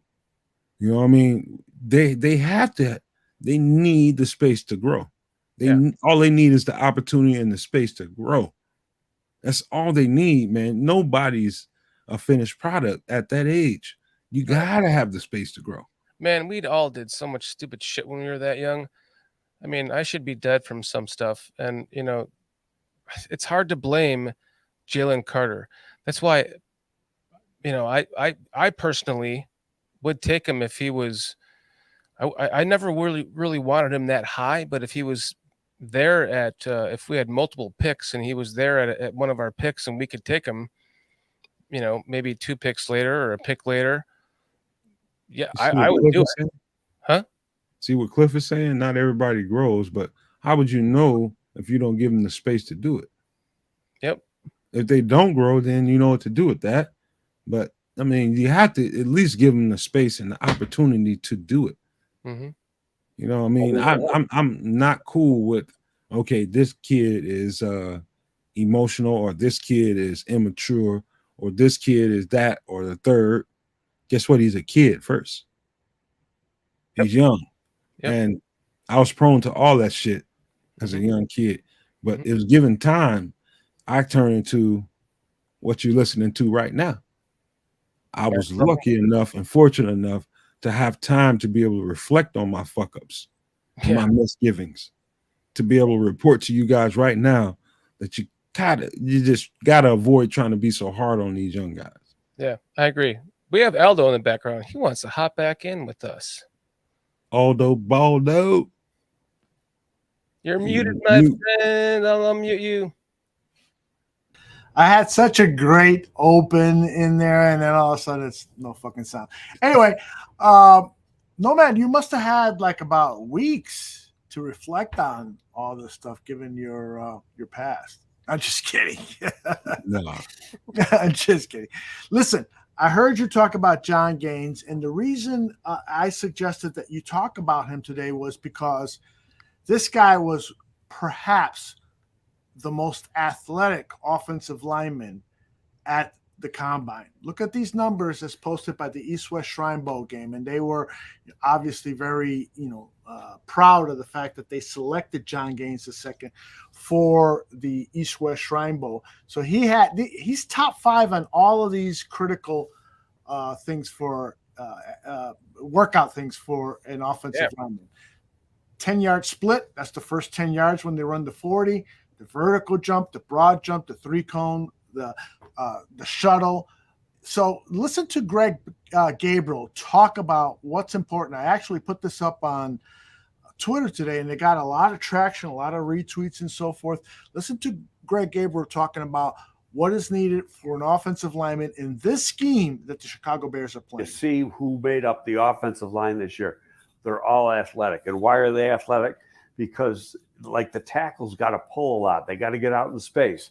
They got to adjust on the move, be able to hit a moving target, break down in the open space and hit a moving target. So you're not going to get these unless the guy's a freak and he's really a rare athlete for being so big. You're not going to get these 330, 335-pound guys. You're going to get guys that are usually in the 3 teens, maybe 322, 323. But it a lot of it depends on their athleticism. So you have to pay attention to not only the 40, but with linemen, really what's important is the 10-yard speed. But then you look at the 20-yard shuttle and the 3-cone. And obviously you want to look for some explosiveness. So that's where the standing long jump and the vertical jump come into play.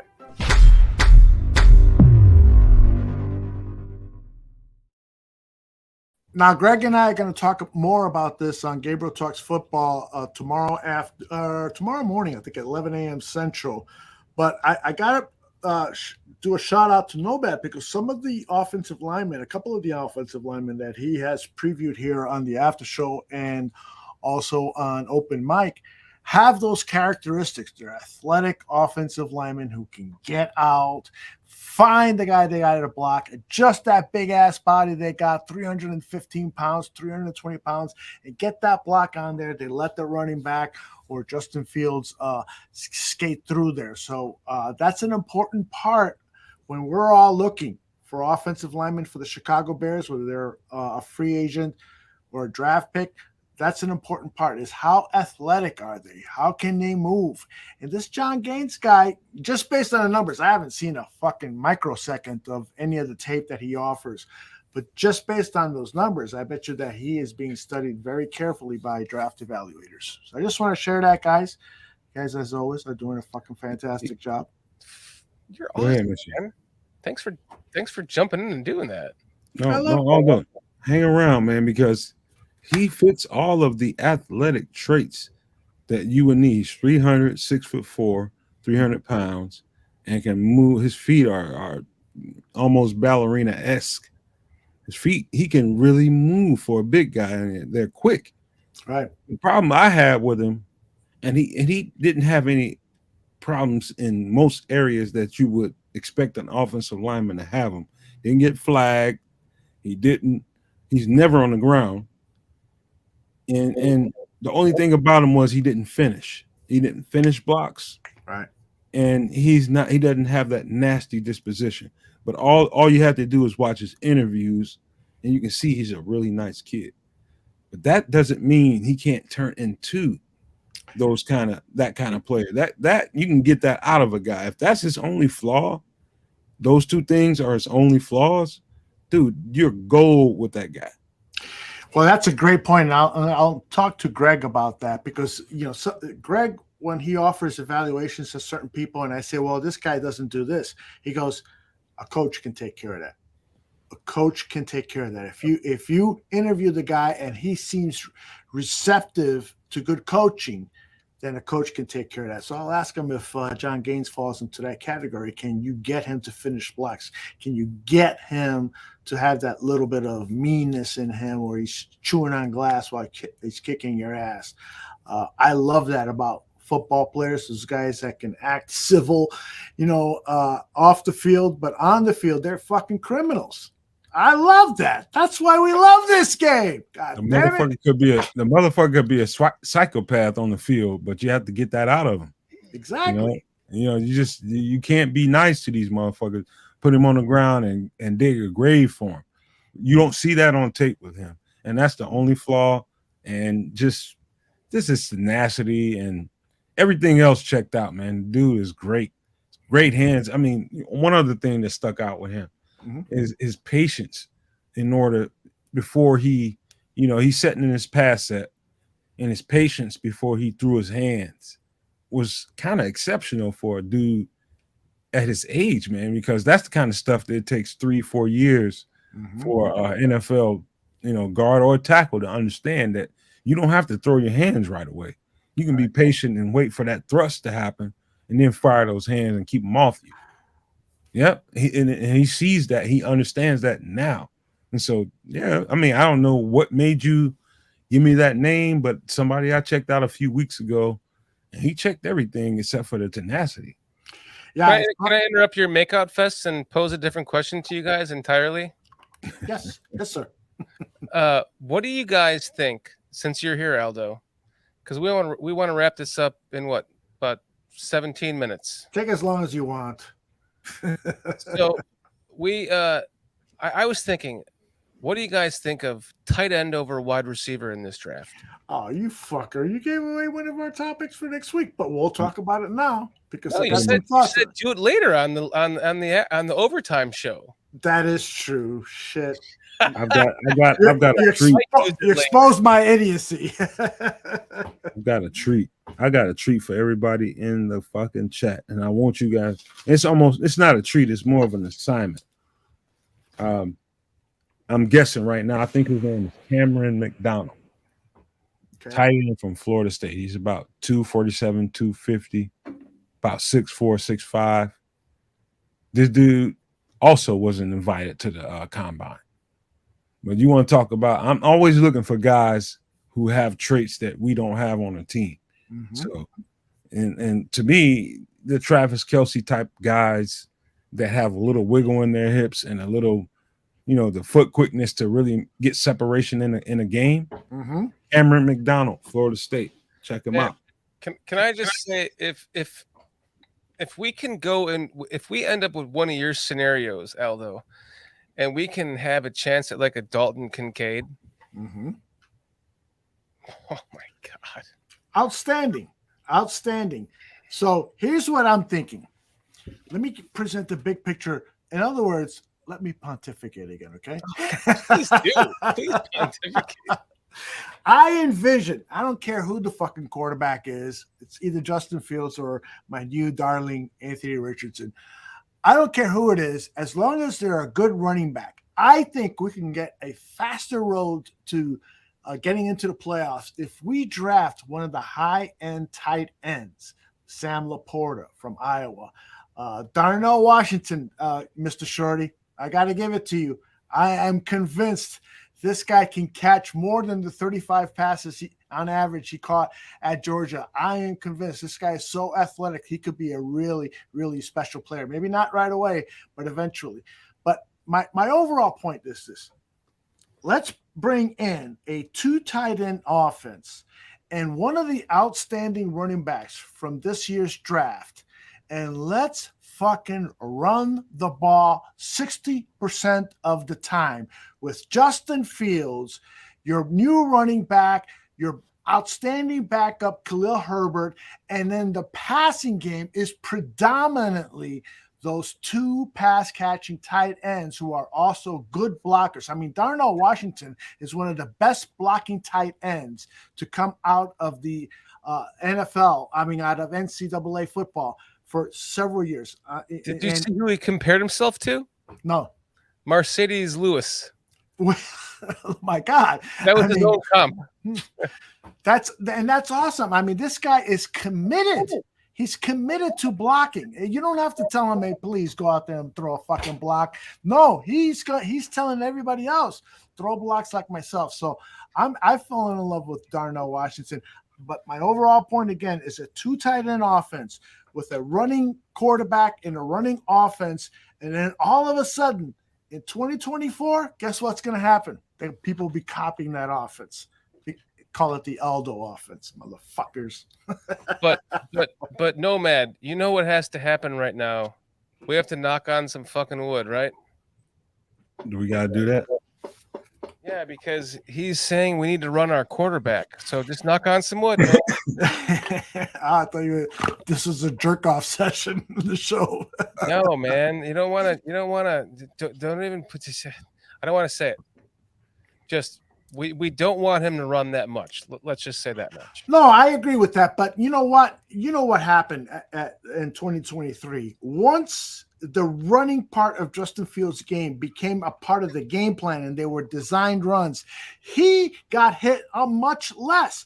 It's when he's fucking running around to save his life and everything is breaking down. And like he himself has said, Justin Fields, this body is flying all around, and that's when he forgets to slide. That's when he forgets to protect himself.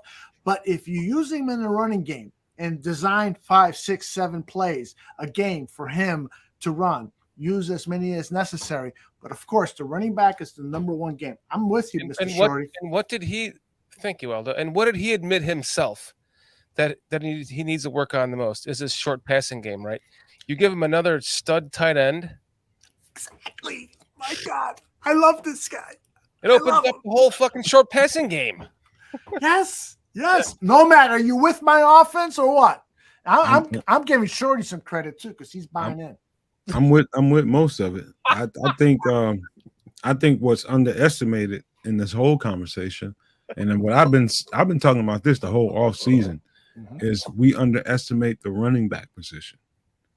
And this is a ground and pound philosophy that we're trying to achieve here. We're trying to really run the fucking air out of the ball and really pound teams and play some really good defense. And that's the key. You have to be stout on fucking defense, and you have to be able to run the ball until people fear you.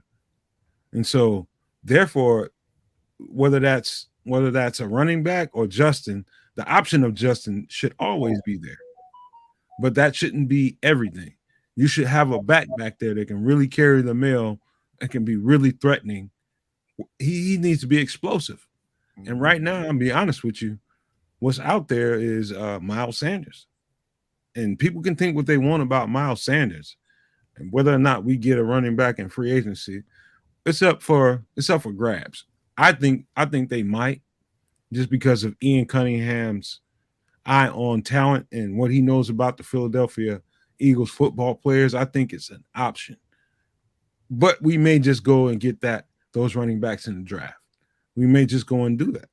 And if we do, I'm happy. If we get Sanders from the Eagles, I'm happy with that too. But I just want a home run threat from the backfield as an A1 running back. Right now, David Montgomery is probably not going to be with us. I can not share my feelings with you guys about that. You guys are going to feel about him the way you feel about him, and I get it. Whether or not he stays is really not up to us, but I don't think he's going to be here. And so we need to do something else. We need to make sure we have a running back that can hit a home run at every moment, whether it's the first running back or the second one or the third one. We need a home run hitter. Can I pontificate a question to you guys? Pontificate. We need to answer some questions. Who would want Monty? Not me. No, what team? What team? I think the Raiders. They would replace Jacobs with David Montgomery. They just franchised Jacobs today. Oh, that's right. I thought that he was loose. That's right. But okay, that's a good question. Patriots. I bet. Yeah. Oh my gosh, you beat me to it by about 0.7 Bills, seconds. the Buffalo Bills, maybe. Patriots, yes. The Bills would be a great team. Even the Chiefs. Monty's a stable, really, really stable running back and get you qualified yards, but he just won't hit the home run for you. But the Chiefs are set with Pacheco and Edwards-Helaire because they're still under their rookie contracts. And so I don't think they're going to be looking for a running back. I'd be surprised. Maybe if they drop Edwards-Helaire, who's not making a lot of money, you would keep him. But those are two quality backs. Pacheco has already proven he's a number one back.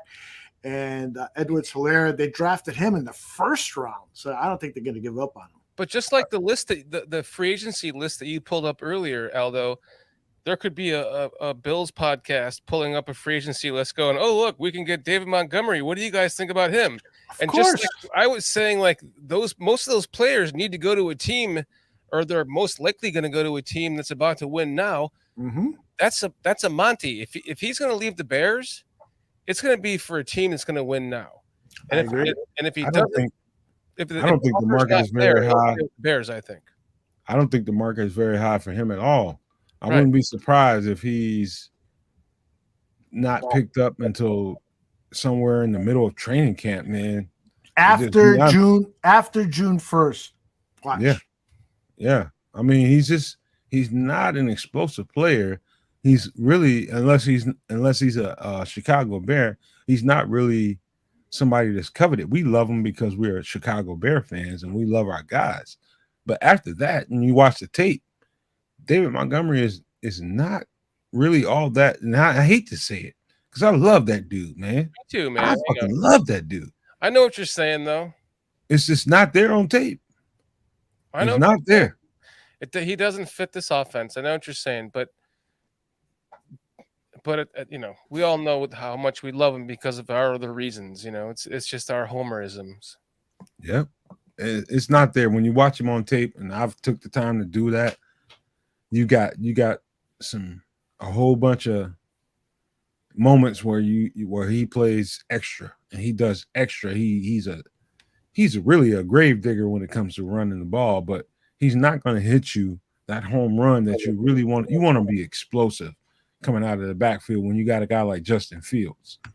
You got a guy like Justin Fields, you need a home run hitter as a threat in that mesh when you're handing the ball off and snatching it out of there and running the other direction. You need a guy. Mm-hmm. He's just not it, man. I'm sorry. I totally agree with you. I love David Montgomery. I love him first and foremost because he's a leader. This is a guy that when he was playing at Iowa, he would go work out at 10 p.m. at night.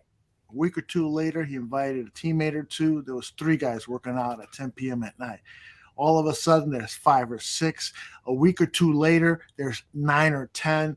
A week or 3 later, it's all the fucking team is working out on a Friday night at 10 p.m. All start up at David Montgomery. These are the leadership skills that he displayed in college. And when he came in to his rookie year with the Bears, fucking Matt Nagy stripped him of all that, didn't recognize the type of man that he was. And so they had issues then.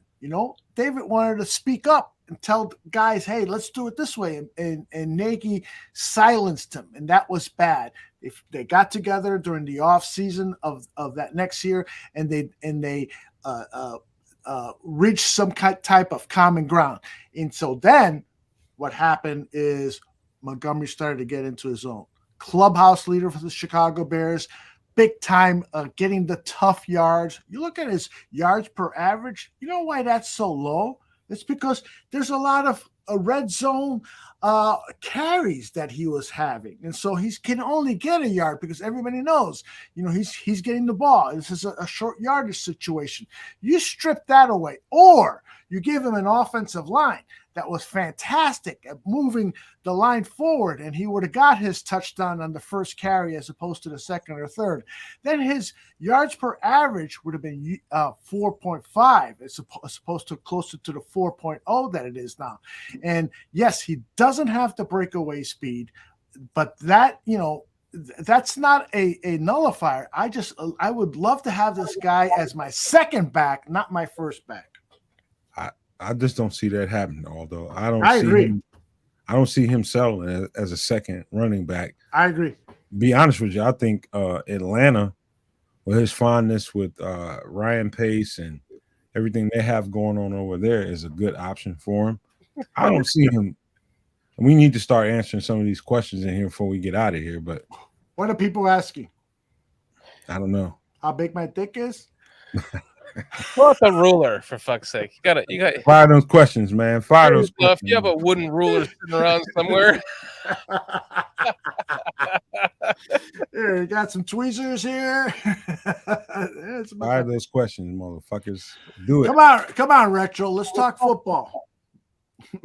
Come on. What are your get some questions in here, guys? Let's get them up here. See, and that's what I was saying. I know it may have gotten lost in all my pontification, but exactly, Montgomery, he's a better back than the Bears have treated him. It's so fucking, it's a cliche with the Chicago Bears. Quarterbacks could be better if they had better offensive linemen. The running backs could be better if they had offensive linemen. They're never providing that one player with everything around him that he needs to excel, to be a super back.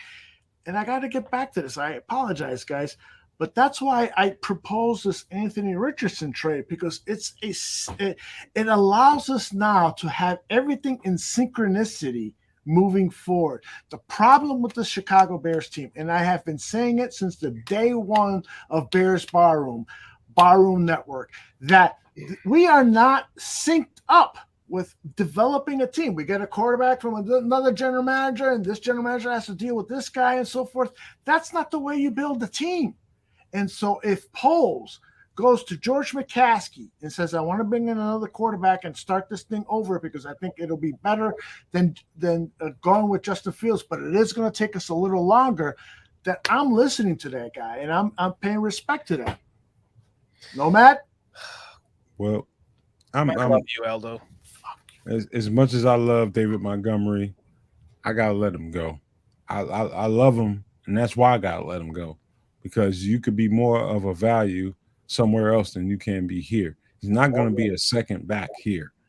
I'm telling you, Aldo, these guys are looking for explosion. David Montgomery doesn't provide that. I agree. That's the unfortunate part about it. He's just not it. We've seen the best of David Montgomery. We've seen the ceiling of David. Nomad, let me ask you this. Would you like to have Bijan Robinson on the team? No. He's a lot like David Montgomery. All right. Let's get Nomad. No, you're sticking around. We're getting rid of Nomad. You're sticking around, Aldo. We just got rid of Nomad. Nomad's gone. It's just you and I. No, let me explain myself. Okay. Bijan Robinson is a lot like David Montgomery in terms of he shucks, he shakes, and he tries to, elude a whole lot of hits and tackles. And that's David Montgomery. Instead of making one move and then really exploding and what? Go ahead, man. No, I'm just rubbing heads with Aldo. All right, let's kiss. Yeah, Bijan Robinson isn't that much better than he's the flavor of the month is what he is. Everybody wants to talk about Bijan Robinson. He's the best running back. No, I apologize, Nomad, for interrupting, but Bijan Robinson is Saquon Barkley. That's who he is, and that's who he will be. And if he stays healthy, he'll have a better career statistically than Saquon. There's no doubt in my mind. They're the same player. I'll put a big face Ben Franklin right here on live TV. I will bet you $100 that he will have nowhere near the fucking results that hell no. Come on, man. I'm not betting money with anyone whose name I don't really know. Your name is not really Nomad, so I'm not betting money with you. I'll give you my Cash App address, man. I'll give that to you. I'm just trying to figure out a way out. Give me my fucking PO box. No, man. Bijan Robinson is one of those guys that are he's really, really, really, really overrated. And I hate to say it, but everybody's talking about the guy because of what numbers he puts up in the combine and some of the stuff you see on tape. But if you really, really study it, he's a lot like David Montgomery. He tries to juke and shake and make all these moves on all these defenders, and he's going to get his ass busted. This is what's going to happen. Aldo, can I? He doesn't see a hole and fucking accelerate through it like he should as a running back. And he's going to get his ass. He's going to get his ass cracked early. I'll let you go rebuttal to that. Then I want to change the subject really quick. Back to the previous subject. You're asking Mr. Pontificator Senior to rebut to that? Okay, but I'm going to do it in a real simple way. I'm going to do it in a very, very simple way. I'm going to let the video tell the story. Here we go. And fuck YouTube and their penalties for shit. There's only one way to solve this argument. Take a look at these video clips put together by Just Bombs Productions. We had it. We were fine until now. If Just Bombs Productions can put this video up on YouTube, why the fuck can't we? God damn it. So look, he's gonna get his ass busted. No. Guaranteed. No. Oh my God. You see a hole, you get one move and you bust it. No. Too much. Just like David Montgomery. Look at that. Look at that. Oh my God. That is sexy. That was a mixture of Gale Sayers and Walter Payton. That is sexy. Look at that. Oh. That's like LaDainian Tomlinson too. Yes. And like Edger and James. He's gonna get his ass busted, man. I'm seeing a little bit of everybody in there, man. I've studied this dude. He's gonna get his ass. Look at this. Patience, sees the hole, and then burst through it with. What was his 40 timing? Do you guys remember? Anybody? About 4.4. Okay. All right.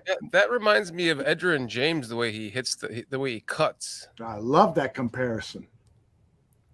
I'm telling you, dude, he's gonna get his ass busted. Nomad, you might have the fucking sexiest back at the bar room. I'm telling you, man. I'm telling you. This guy here, one more clip. Watch his touchdown. Oh my God. Oh my God. All that juking is gonna get his ass busted, man. This is NFL. These dudes are fast. This ain't college. You can't get away with 2 jukes and think you're gonna get away with a 60-yard run. He's gonna get his shit busted, man. I don't know, man. So here we go. Cliff. Hold on a second. Here we go. I got it for you, Aldo. Oh man. What you got for me? What you got for me? Oh, here it is. Here's his 40. Here's Bijan Robinson's 40. Oh my gosh, watch this. 4.4 is really fast. Look at him. Oh, you gotta get to 4.4. And the way he runs the ball, he uses all of his energy. He uses all of his energy in the shucks and jives. He just jukes too much, man. And the 4.4 ain't there on the field. All right. You know what I'm gonna do? I'm gonna hold on a second. Keep talking while I pull up Justin Fields' 40. Well, I Nomad, you know more about football than I know more about sex, and I fucking know a lot about sex. But we're just going to look at it at the end of the year, maybe the middle of the year. Justin Fields was a 4.46. 4.46 at the combine. Okay. I just feel like Bijan. Now, there are a lot of factors. He's got to go with the right team. You know, he's got to have a good offensive line. Not great, but he's got to have a good offensive line. Then we'll talk. We'll talk about it. That's the only way to just, resolve the situation. But I disagree. There was a guy that got drafted not too long ago and played in the league, and he's out of the league now, that had similar traits to him. Mm-hmm. His name's Trent Richardson. He played for the Cleveland Browns. I know I don't Trent. know if you guys remember that guy. Oh, yeah. But he came out of Alabama. Similar traits. And what happened was he got into the league and realized that he couldn't do the same shit that he did at Alabama in the league. You just can't get away with certain shit. You get one fucking move, Aldo. You get one fucking move, and you need to accelerate and you need to press the hole. This dude, Bijan Robinson, he wants 2 or 3. And he's gonna get his ass busted. I promise you. And I will stand by this a year from now. He's gonna get his ass busted, dude. There are 4, 5, 6 backs that I would choose over him. Name one. One? Yeah. Israel Abaconda. All right. Abaconda or Anaconda? I never took a shower with a guy, so I can't say. It's like I feel like I'm on key. I'll give you 2. Kendra Miller out of TCU. Retro and holy shit, Retro. Damn, man, Retro. Thank you, Retro. That he just told you, Aldo. He just told you. You know what? I'm telling Retro right now. I love you, man. I love you, Retro. Thank you so much, man. My man, Retro. Keep that up for like the next 10 minutes. By the way, is Retro? You got to pay some money to get that chat off the screen. Yes, exactly. Retro is. Excuse me, Dan. Is Retro scheduled to be on open mic? No, not yet. What the fuck is going on here? Yeah, but man, if you would like to join Open Mic Retro, what's going on, Mr. Director? It'll be in the description. It's danthedirtybear@gmail.com. There you go. Retro better be on the show tomorrow. Else it's gonna be a goddamn war. We have a packed show tomorrow, man. We have like 5, maybe even 6 people on Open Mic tomorrow night. It's gonna be a fucking great show. It's gonna be a great show. We need more of you guys to do that, so we can continue this shit, man. We need you guys to really get your chats, super chats out there so we can highlight it, man.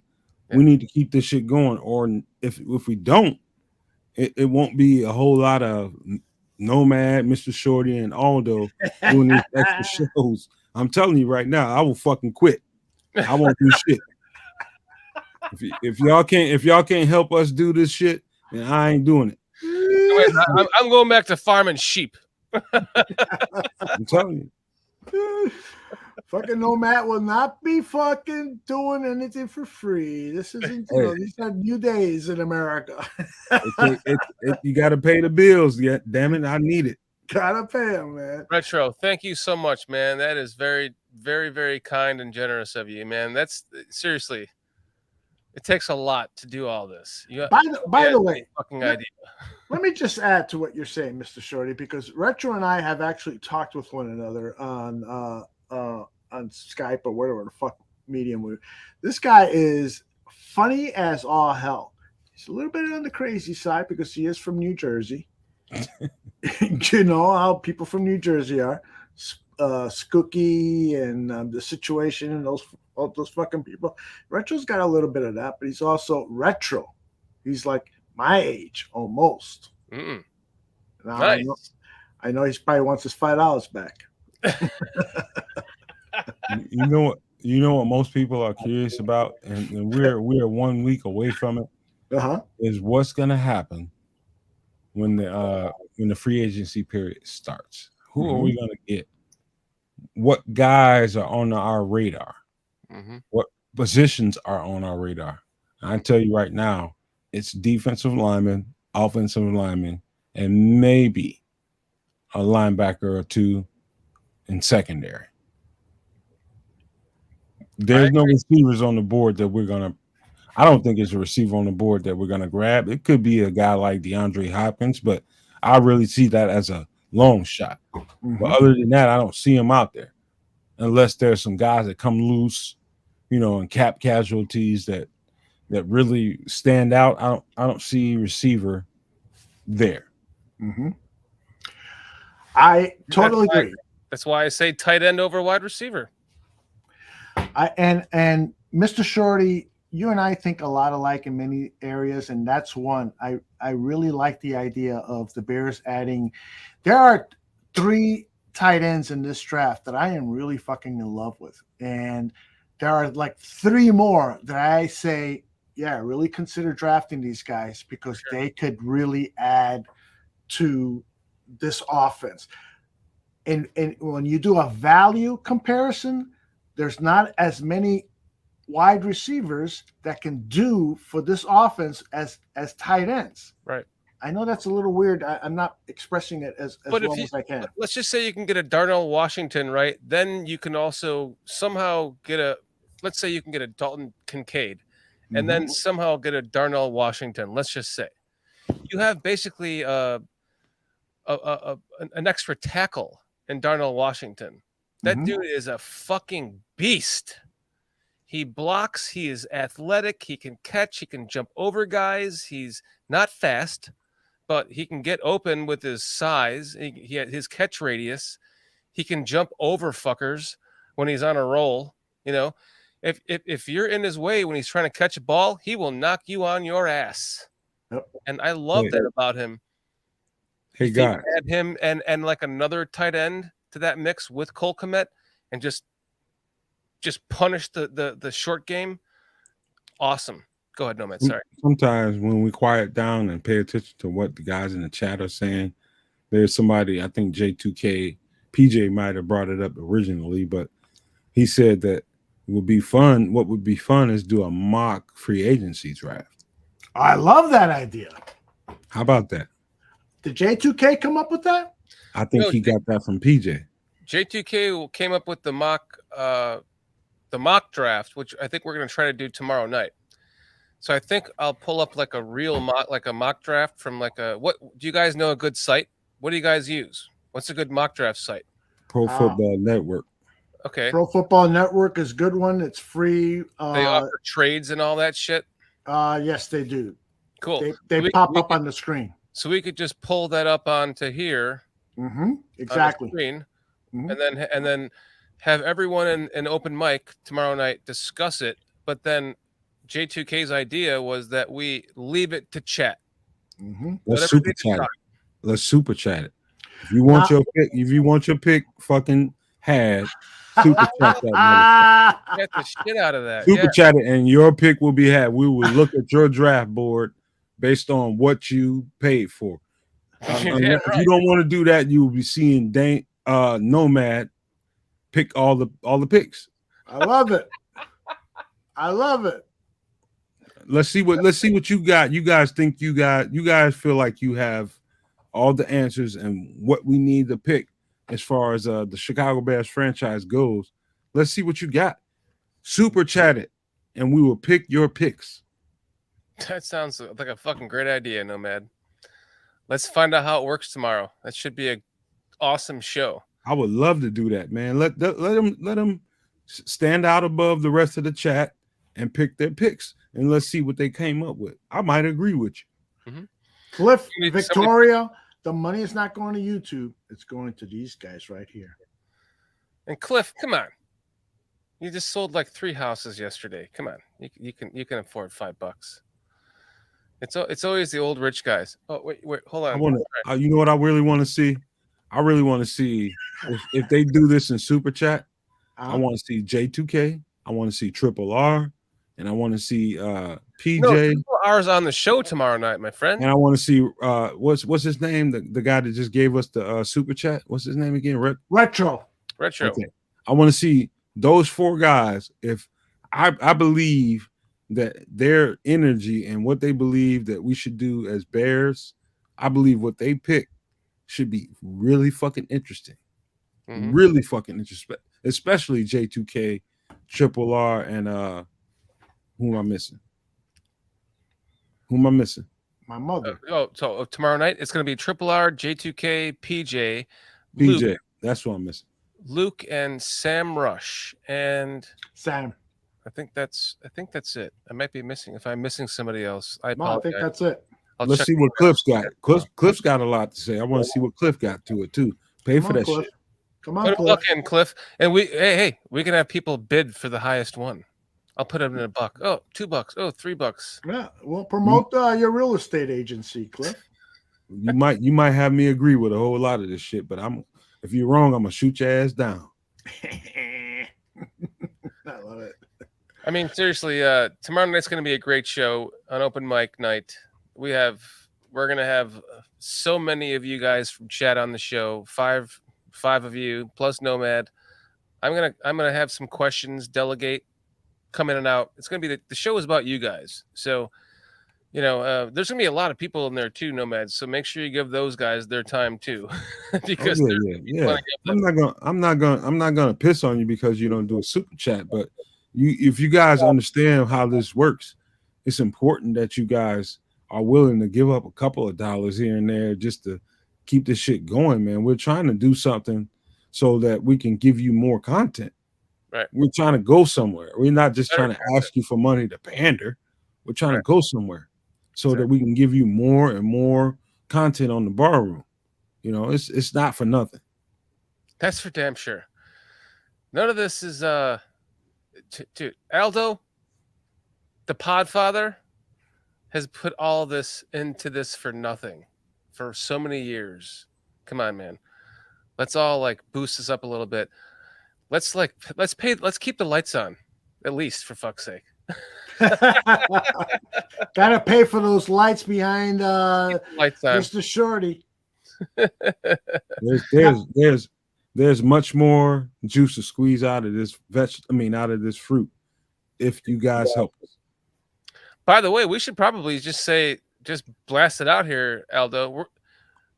The Barroom Network is looking for Chicago Cubs podcasters. If you guys know anyone or you want to do a Chicago Cubs podcast on the Barroom Network, we need one. Get out of here. Nobody cares about that. Fans. We do need cover Cubs. No. Surprise, motherfucker. Everyone here on the Barroom Network is a Sox fan. We need a Cubs podcast. Don't shit on it. It's a network. It has to cover all the sports of Chicago. There needs to be a Cubs podcast. By far. If anyone, nobody wants to talk about sports more than Bears fans. That's true. By far. And the problem is, I think on the Barroom, and I'm just going to tell you guys my personal feelings about this is, from the Barroom, I don't think there's enough Bears content coming out of the Barroom. That's probably true. I don't. I think they are hungry for Bears content coming out of the Barroom, and the more you feed them, the more the Barroom will grow. I think that's the truth. But oh my God, who the hell? I'm just saying. By the way, Nomad, I was astounded when Matt Eberflus was talking about your sexual prowess the other day at the combine. Big, long, and fast. I mean, you're amazing, man. You're amazing. Hey, I'll take my pants off and the whole room will get dark, motherfucker.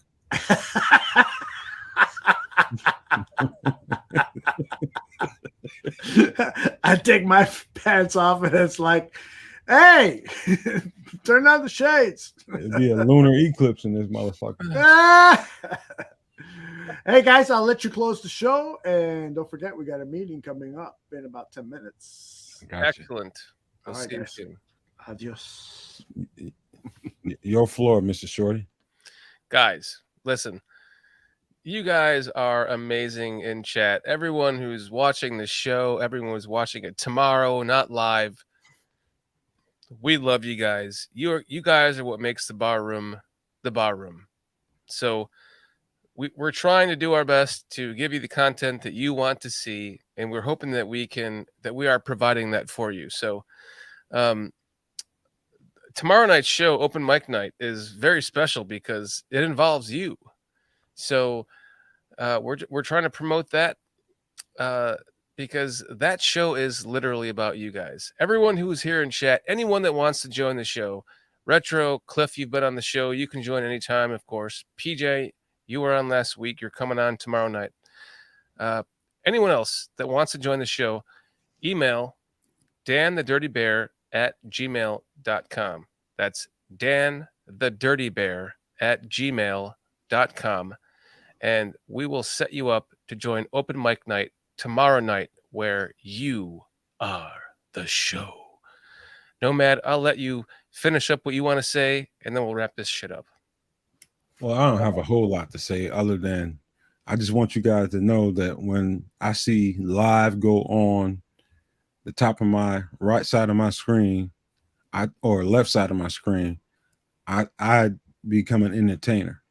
And my job is to come in here and entertain people who want to be entertained. Most people want Bears content. I know that pretty much all of you guys want that. And my job is to do the best I can to present that. That means there's going to be a whole bunch of studying. There's going to be a whole bunch of research that goes on behind the scenes that you guys don't know about. But I want to be prepared for everything that may come my way when I get on the bar room. And so for that, I'm not asking for thank you. I'm asking for a little bit of appreciation. Appreciate what people have to go through to bring you this content. I speak and I know what I'm talking about when I say it. And so hopefully you guys will get to the point to where you realize that, you know, it's not just simply turning on a camera and say, hey, let's go. No, you got to do some work. You got to make sure you know what you're talking about when the camera is live. Mm-hmm. And so for that, I hope you guys understand what goes on behind the scenes. Just if I gave you just a little bit of insight of what happens behind the scenes, I hope that works for you. But just know that everything that you see on the bar room, it takes a certain amount of volunteership. It takes a certain amount of commitment for you guys to get what you get. And I'm more than happy to do it for you. I'm blessed to be in a position to be able to do that for you guys. I'm happy to do that work. Just show us that love back. And that's all I got. We want to build this ballroom network to something bigger than it is. We want to get there to CHGO, man. Come on. Help us, guys. Let's get us up there. There's a network here. There's plenty of content. You guys love it. So look at Retro down there, man. I love it. I love it, man. Thank you, Retro, man. Hey, man, I appreciate you so much for that, because it took time for everybody to understand it was going to be a change and for everybody to get used to it and being accepting of it. And thank you for being that guy, man, and being willing to say it. I left that one up because thank you, Retro. I saw when you said that you were done, then you came back and I saw when you started to appreciate it. So that means a lot. That's why I left that up there. Appreciate you, Retro. Thank you very much. It takes some work, but you know, we can all make things happen together and make things good, and it takes you guys too. So thank you very much. We gotta get out of here, man. I think that's the show. Cliff, he's gonna end it by saying, thanks for a great show, guys. Thank you for a great show, guys. Love you, Cliffy. We all love you all very much. And we're going to end this in my traditional way, because it's, you know, that's how I do shit. I'm going to say, wait, where's the closing? There we go. I'm gonna end this with a Bears. Go ahead, Nomad. Peace and love, man.